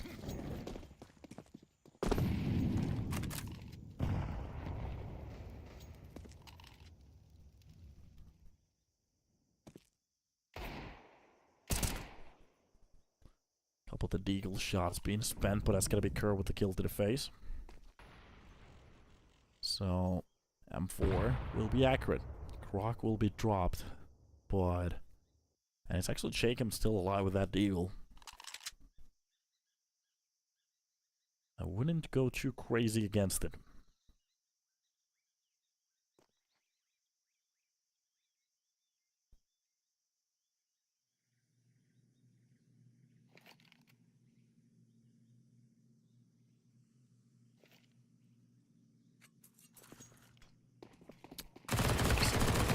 Nobody's checking the other aisle from the A main. Lekro handles that Glock very well. That's gonna be Jacob trying to go for that deagle shot. At the moment, he's actually doing some damage. Kerr only left with 30 points of health. This is actually not looking that bad anymore. This is supposed to be the easier round, and Astralis Talent at the moment, they're a little bit struggling at the moment. Kerr catches finally Jacob, and that's Lekro still trying to make their lives hell. It's gonna be Kerr with that last burst to drop down Lekro. 4 kills for him. Astralis Talent, they live on. And looking at the weaponry that they'll actually save for the next one. That's gonna be a drop M4 for Croc. The Crocodile. And Zanto waiting for a pickup as well. That's gonna be an MP9 drop for him. And a full straight of AKs.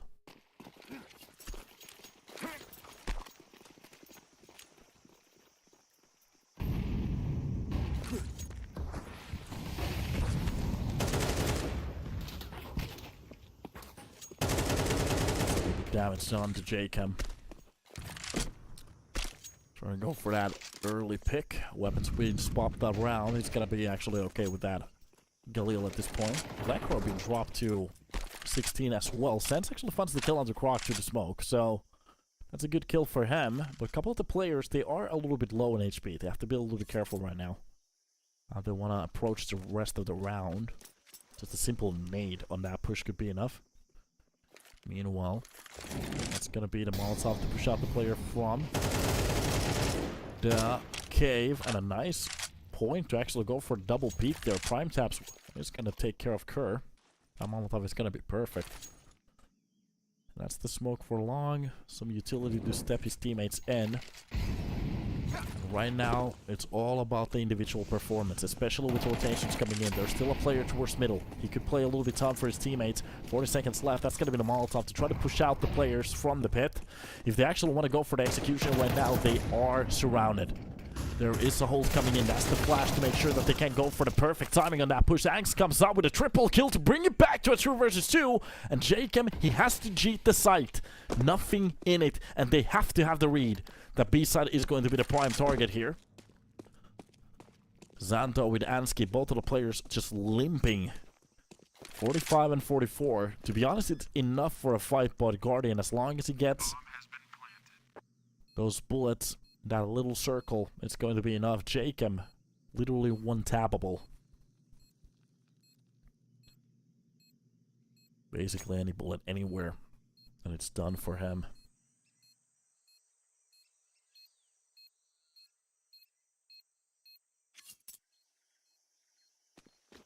Seems like they're not even gonna flirt with the idea. We are about to witness just a saved round here.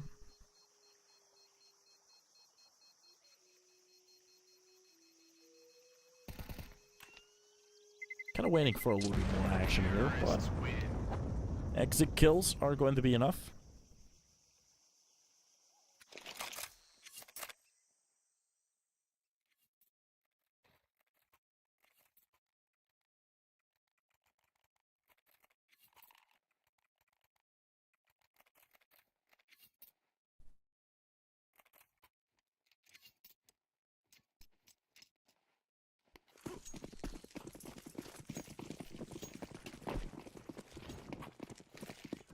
Off we go.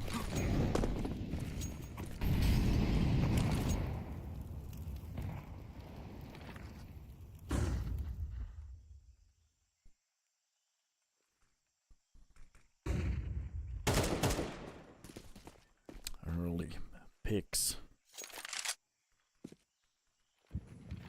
Nothing being found. This is a lot of control for the side of BC.Game, of course. It's a little bit of a cheaper round. As Astralis talented went for whatever bite they could actually go for. That's a very sloppy spray from Croc.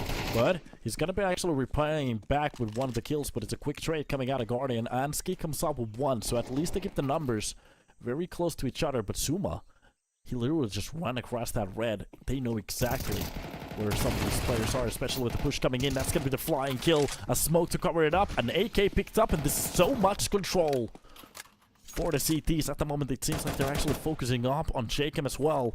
If he wants to go for the peak, he might be in danger here.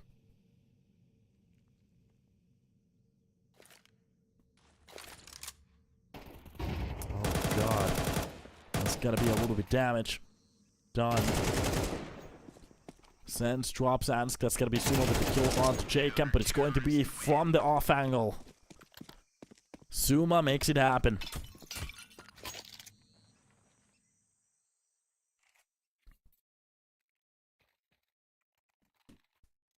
One player survives, which means that Astralis, they are going to feel the heat from all the weapons lost, but at the end of the day, they do win the round, which is so important for them. And looking at the economy from the side of BC.Game, this might actually be the best time for that to happen. They quite don't have enough money to go for the buy sell. Astralis, they might actually even accumulate some money right now with those MP9s, depending what kind of fights they're going to go for. No armor on the side of the T's at all, so except Electro with that Eagle. As long as they don't give an easy duel, this is supposed to be them winning this round. And right now, just seeing some of the players getting into these spots. We are about to see that bash coming in. That's gonna be just a simple utility. Play a couple of seconds here for him to hold it on. Kerr, no need to go for any extra pressure here.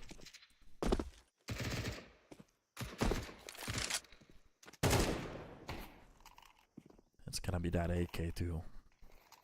Launch into action. Ooh, it doesn't get much. It's gonna be Guardian with a quick trade. P250 for the win. And P9 pushes inside. On the other side of that, smoking nose, there's gonna be somebody holding it. Bursts coming out of it. Already a push coming in from the cave. It's gonna be the M4 to actually run out of bullets. Prime taps with a double kill on that Glock. I'm not entirely sure how this is happening at the moment, but BC Games, they're definitely making this work.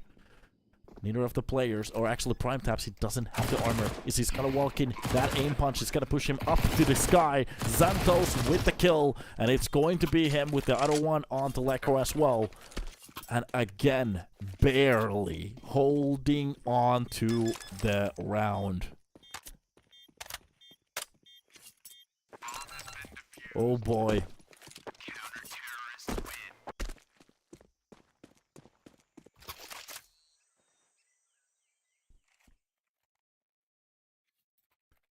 Another round for the side of Astralis talent. BC Games with just pistols coming so close to winning that round.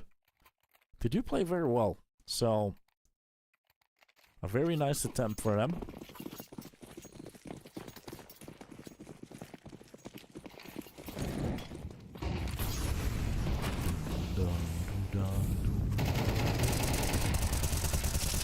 That's gonna be the early 5-source middle. That's not gonna work out that well. Santos with the nade and M4 spray is gonna find should have kills at the start.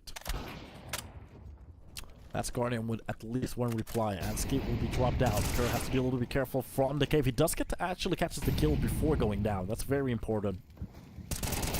So, from the cross, the long play from Suma is going to work out for one, and Prime Taps has been left alone with just that one frag to make this a quad if he can. There's so much work to be done.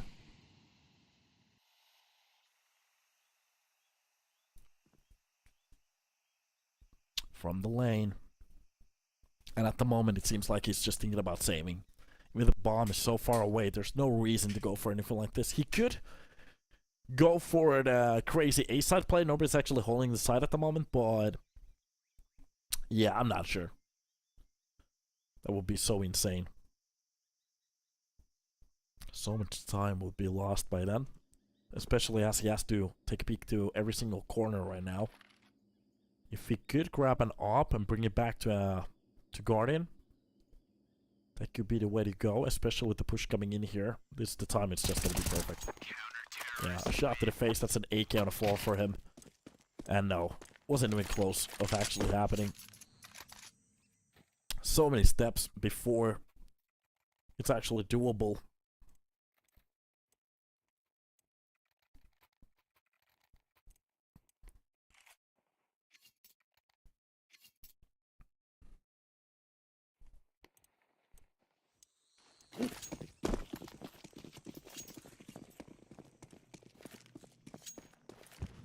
Wait a minute, is Kassad coaching anybody for the fiasco?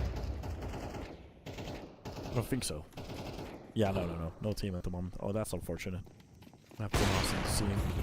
Maybe in BC Game. Nice. Almost a double lateral right there. Nice kill from Quack to make sure they're not going to get that side for ease. So it's going to spray that angle. That's going to be Santos. I think there was actually Prime Taps walking under that corner. Wait a minute, there's some very good kills at the moment. Lekro with a double deagle. Now the question is how he can actually go for it, but no. Suma takes a peek at the perfect timing there from the CT's lane. Works out for a kill. And Astralis talent with 6 rounds on the board. BC Game with a bye finally. And yeah, we're getting into that place where they finally they kind of have to start to win some rounds. Even if it's their pick, doesn't matter what kind of a CT site they have. At the moment, Astralis, they're getting into that very smooth groove. Where if they start to plow some rounds here, let's say they make it to 9 or 8. You win the pistol, it's just a couple of crazy pushes, and that's basically it. And we have seen them. Know they have something on the T side too. Might even be better on the T side, Guardian. Rounds out the round with the first kill. That's going to be Jacob with the kill on the ends. Some very good trades. The Claw comes out with a double of his own. One of the players still very low in HP. These trades are amazing. Sans actually catches Kerr.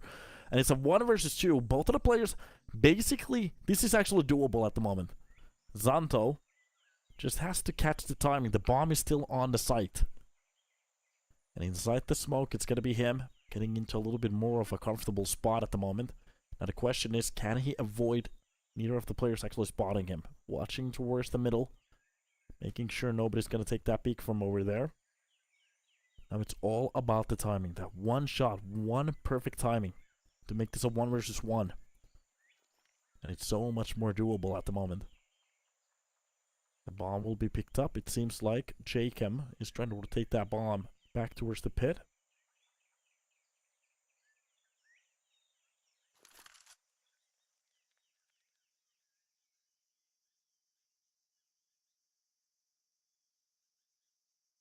The round gets a little bit more silent. They are backing back into it. Santo, I mean, he's not really sure what to think of this round. That's going to be the utility to give out their position. Knows exactly what they're about to go for. Jacob showing a little bit too much skin. That's going to be the 1-to-1. He's not entirely sure where the play is coming, especially with that smoke. It's got to be the Molotov to fly in from the lane. And Zanto, depending how he's going to defuse, this might be him just clutching it straight at the start. Smoke on top of the site. That Molotov is going to be spent for nothing. It's going to be a beautiful... The only thing he has to actually do is just stick the bomb. He's still not on it. Just stay on the bomb, and that's just going to be around 2 seconds. And the timing on that crosshair and the angle is going to be so off. There it is. Astralis talent. Ninja defuse right in front of their faces. And there we go. He played it so well that he wasn't sure himself that that defuse gonna work out, but yeah, it's definitely is. He actually had to go for it twice for him to be sure. And there we can see it. That's gonna be the answer.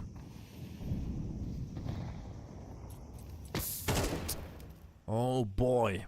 And Sense wasn't actually that far off with some of the spray too, but the problem is he was aiming way too low on the ground. Again, in one of those situations where if you can actually see the demo, that could maybe even break your heart. Kerr comes out with a double kill at the start. That's going to be Sense at least 1 trade. But this is starting to look like a staged game in a way, where it always goes this way. Every time they get a couple of kills, or even a kill at all, a convert is just right behind the corner. Player holding a little bit closer towards the middle. Now, have to be a little bit careful. Ansky will be dropped. That's a very nice pick for him. Opening up the possibilities of his round. Then bomb will be planted, and that's Santo already with the kill to gain the man advantage on this retake. Prime Tap's definitely hurt some of those steps. He will be dropping out. That's a good Molotov, but I'm not entirely sure if the spread's the right way. Now it's starting to look a little bit better. He's getting a little bit too antsy. Going for the spray before actually converting the player, but he comes out with a double, and it's gonna be the 1 tap through the smoke. Prime Tap showing us some Scream game. And that's BC.Game with 2 on a board finally. It took a little while, but it finally happens. For a second there, it looked like he gave out his cards way too early with that spray. But it seemed like it was actually the hold that works out for...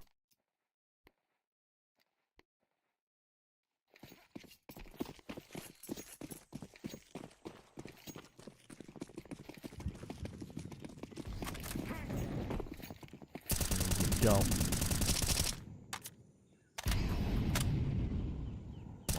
For the pet there. Of the seat, he's going to go for the deep pick. They have to put a little bit more onto it. This is going to be the 5-7s, stacking both sides off the cheetah here.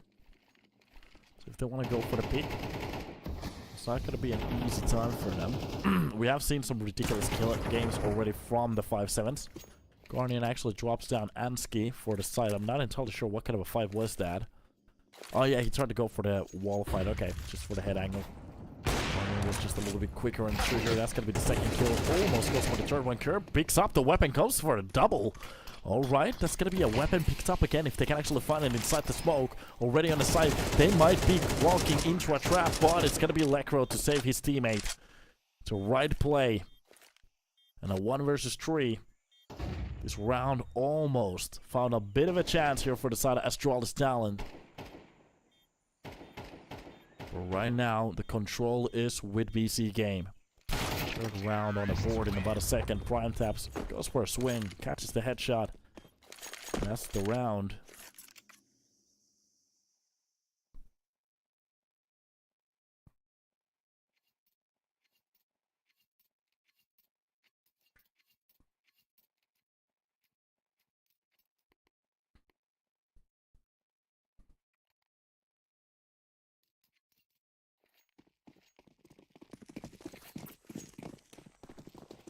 Here we go.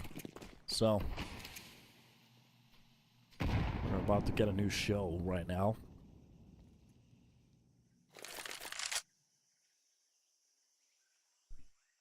Buys nothing. USBs a lot.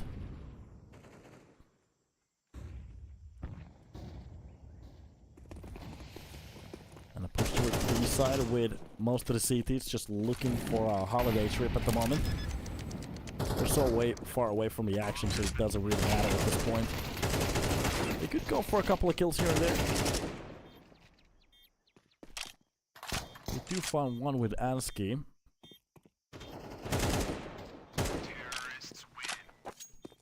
And that's the round for the T's.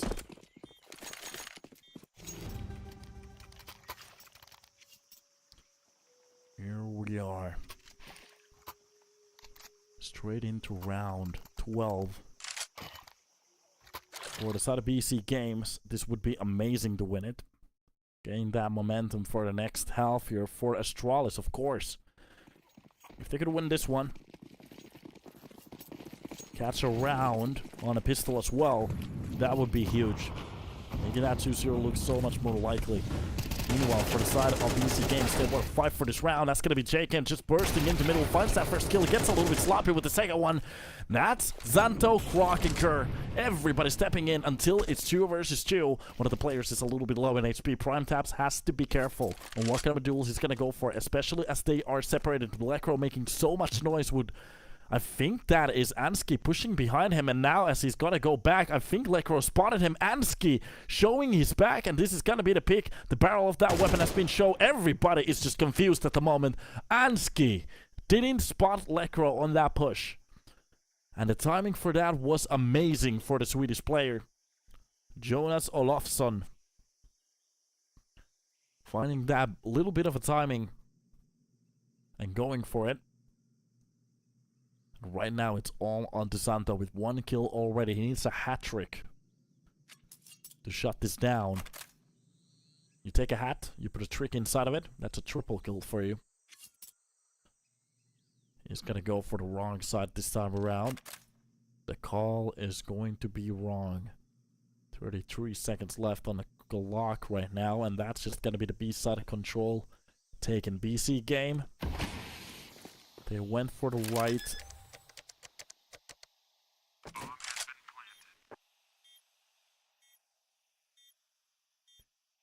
Right gamble.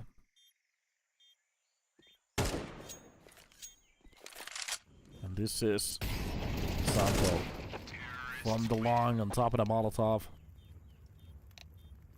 Not left with a lot he can actually do. And the perfect timing for that pick as well.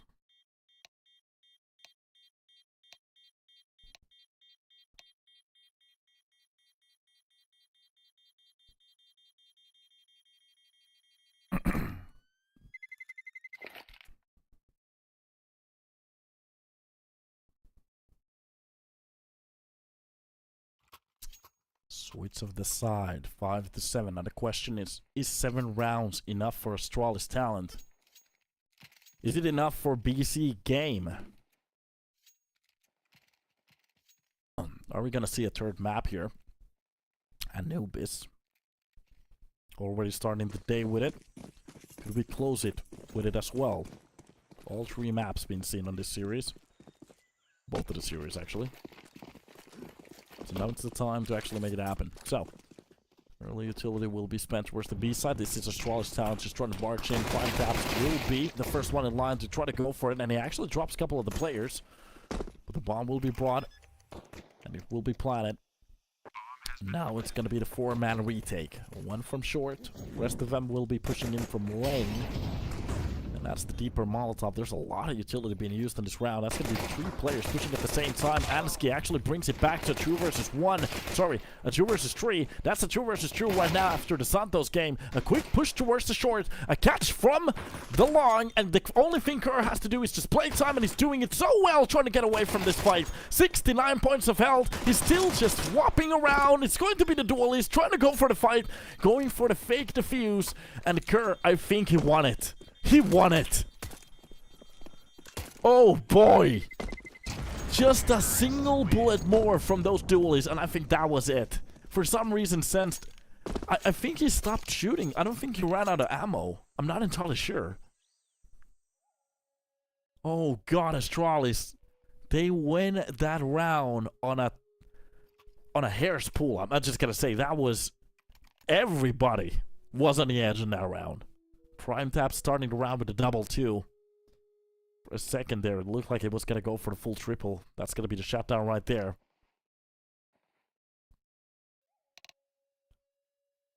Here we go.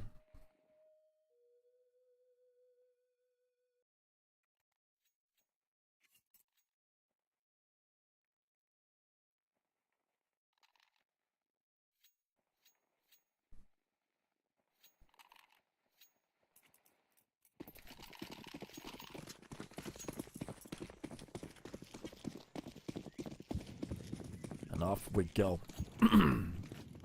Astralis Talent just 4 rounds away from an overtime at least. That's usually when it goes tits up. You really want to make it a 5. Meanwhile, BC.Game, there's definitely a game here. Going for the buy. It's definitely gonna raise the risk here.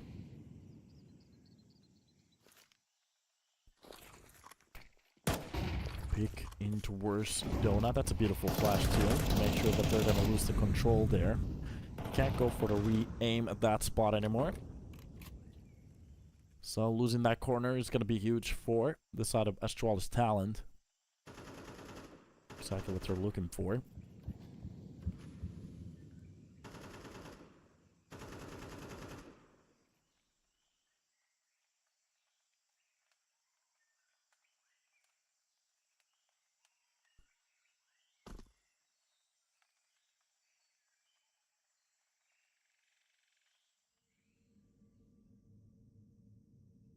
Right now, slowly but surely. Oh god, he had the aim. Oh, Lecra's actually gonna dink one of the players. It's not gonna be a full shot from the Deagle though. For a second, Croc had the aim onto Lecro, but he just turns away at the worst possible timing. But at least he wins the fight afterwards. Doesn't matter. A very nice way of getting the control from the A side. Now the question is, BC.Game, do they want to risk the buy that they have to maybe go for the retake here? This is exactly what I was talking about. Astralis Talent, if they can actually make these rounds happen again and again, maybe push BC.Game to go for the risky buys. That's maybe the way for them to actually make this happen. Meanwhile, for BC.Game, they're gonna have to get a grip. This is just sliding between their fingers at this point.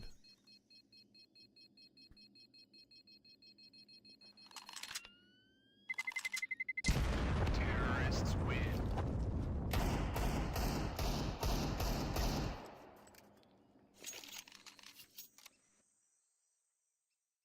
Oh boy.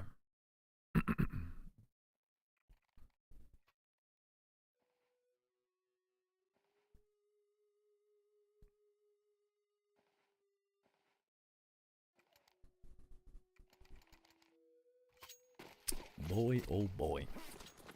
You're right, chat.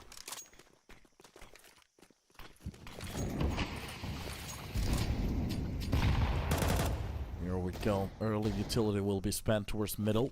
There was nobody actually going for the middle swing there.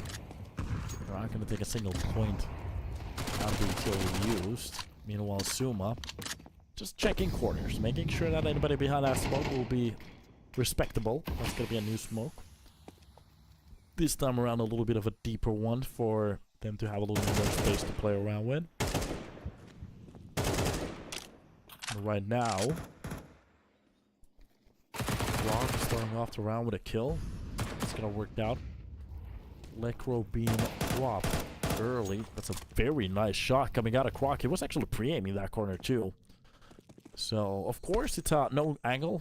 Nothing crazy about it, but the first shot actually was a headshot. All that to ya. Control out of that Galil on point today. Sense grabs the kill onto Croc at least, so it's got to be a one-to-one trade in a way in that A side, but they're still leading by a player. Now the question is, how is BC.Game starting to read this round, especially with one of the players pushing on towards the side. Prime taps, didn't spot the player. Suma is playing this so well. That's going to be the full B side open, and that is going to leave them with a lot of question marks. Sense catches Kerr in towards the site. Well, wait a minute, this might be a... No. They're going to go for the double peek at the same time. They win the fight against Jakem. And this is Sense left with so many questions. And a bit of a sloppy spray towards the corner off the ruins there. And Suma finds that last kill with the Mac-10, which gives him the top amount of money possible. Even he catches the weapon too. And that's a slap to the face. 1.2k and an 8k. It's gonna feel good. Astralis talent with 10 rounds on the board. If they can shut down this round, I think it's done. Just saying.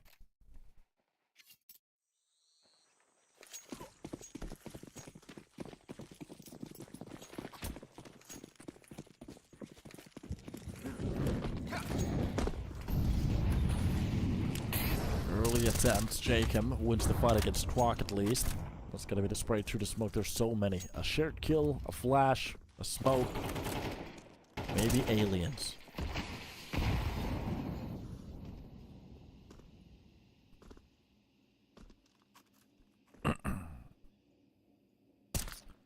Here we go.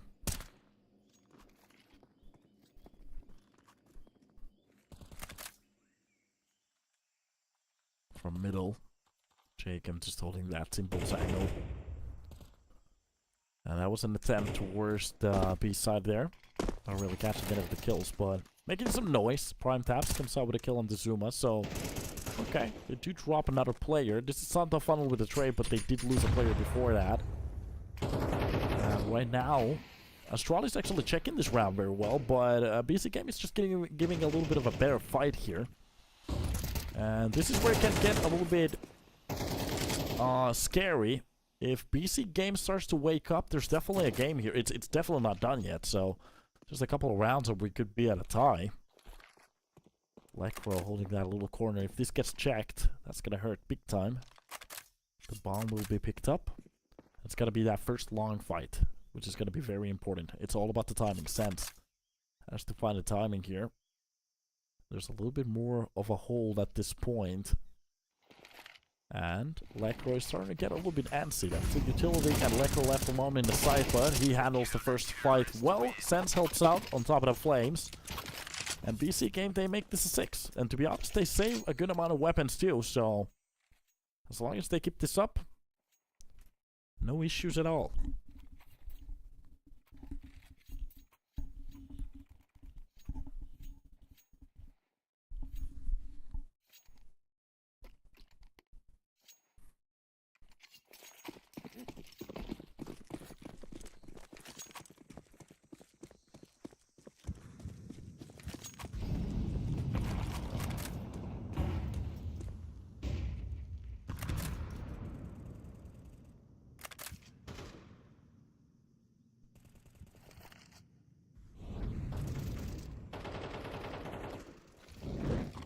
Smokes from middle. Rock has the red control. And just looking at the stack up from Astralis talent, most of the players from lane. Seems like they have some ideas towards that B side.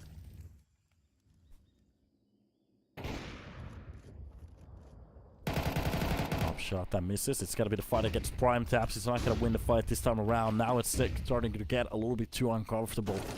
BC.Game, they're losing so much space. Leopard just catches the kill. That's a very nice trade. Sends to drop Santo. Occur after using that Molotov. Suma actually gets the kill towards the long as well. That's Guardian going down. It's a 3 versus 2. Right now, Astralis talent, they're just getting their side control. Ansky even drops down Lekro, and it's a 1 versus 3. Where J-Chem, he has to do it all if he wants to do, well, steal this round away, make it a 7-10, not an 11-6. Right now, Kerr just watching both of the angles, and Ansky, he makes it happen with just a single shot to the face. Astralis talent a round away from a map point.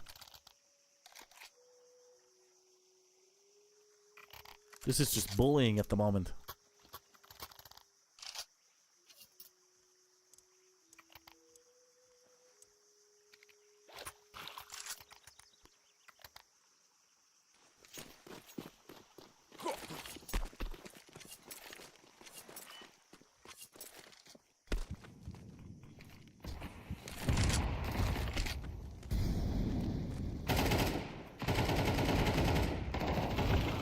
With the early kill.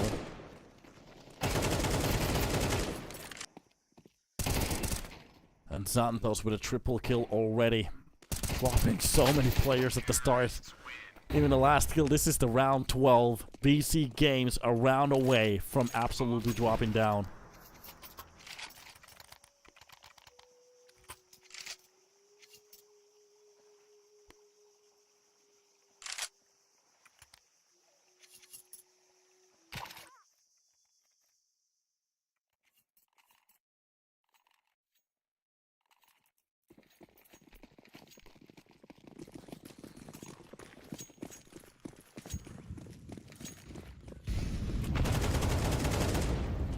Early fights, middle control.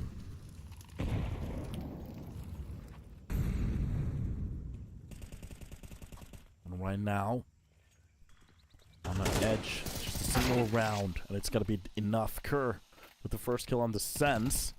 Prime Taps comes out with a quick trade there. Challenge this round. They need a little bit more. Another trade. That's gonna be Croc and Guardian. Making sure that it's a 3 versus 3. Guardian is a little bit low on HP. You have to be careful, especially with that middle push. Just gets right in front of it. Suma catches the kill onto J-Chem, but it's going to be Guardian to drop down Suma with that MP9. Long distance spray too. And it's a 2 versus 2. Ansky with the short on his hold. That's going to be the push coming out of the pit. Santo left with a lot here. The only thing he has to do is just hit that shot, and I think that's basically it. With the push coming in from short, Ansky gets a little bit uncomfortable there, but it's going to be Guardian behind the lines. I'm not sure if he's ready for the player to actually push in so close. Santos gets towards the long and actually plays the time perfectly. Guardian just faking out the peak. He's going to go for the full hold here, and that's going to be it. Santo wins it for his teams. It's going to be Astralis talent with 2-0, and BC Game with a nice nuke start, but it just didn't amount to a win on their own map pick. They decided to go for an Ancient that where Astralis talent definitely know how to play the map, and that is just a little bit too much for me. 2-0 for Astralis talent. Congratulations for them on that win, and for the winners for today, they played well, and that's basically it. We're done for today. Hopefully you guys had a great time. Those are the best of truths for today. We actually have some more games for tomorrow, which is going to involve teams like Ends Academy, which I'm actually waiting for. So let's take a hike, and hopefully you guys had a good time. See you in the next one. Bye bye.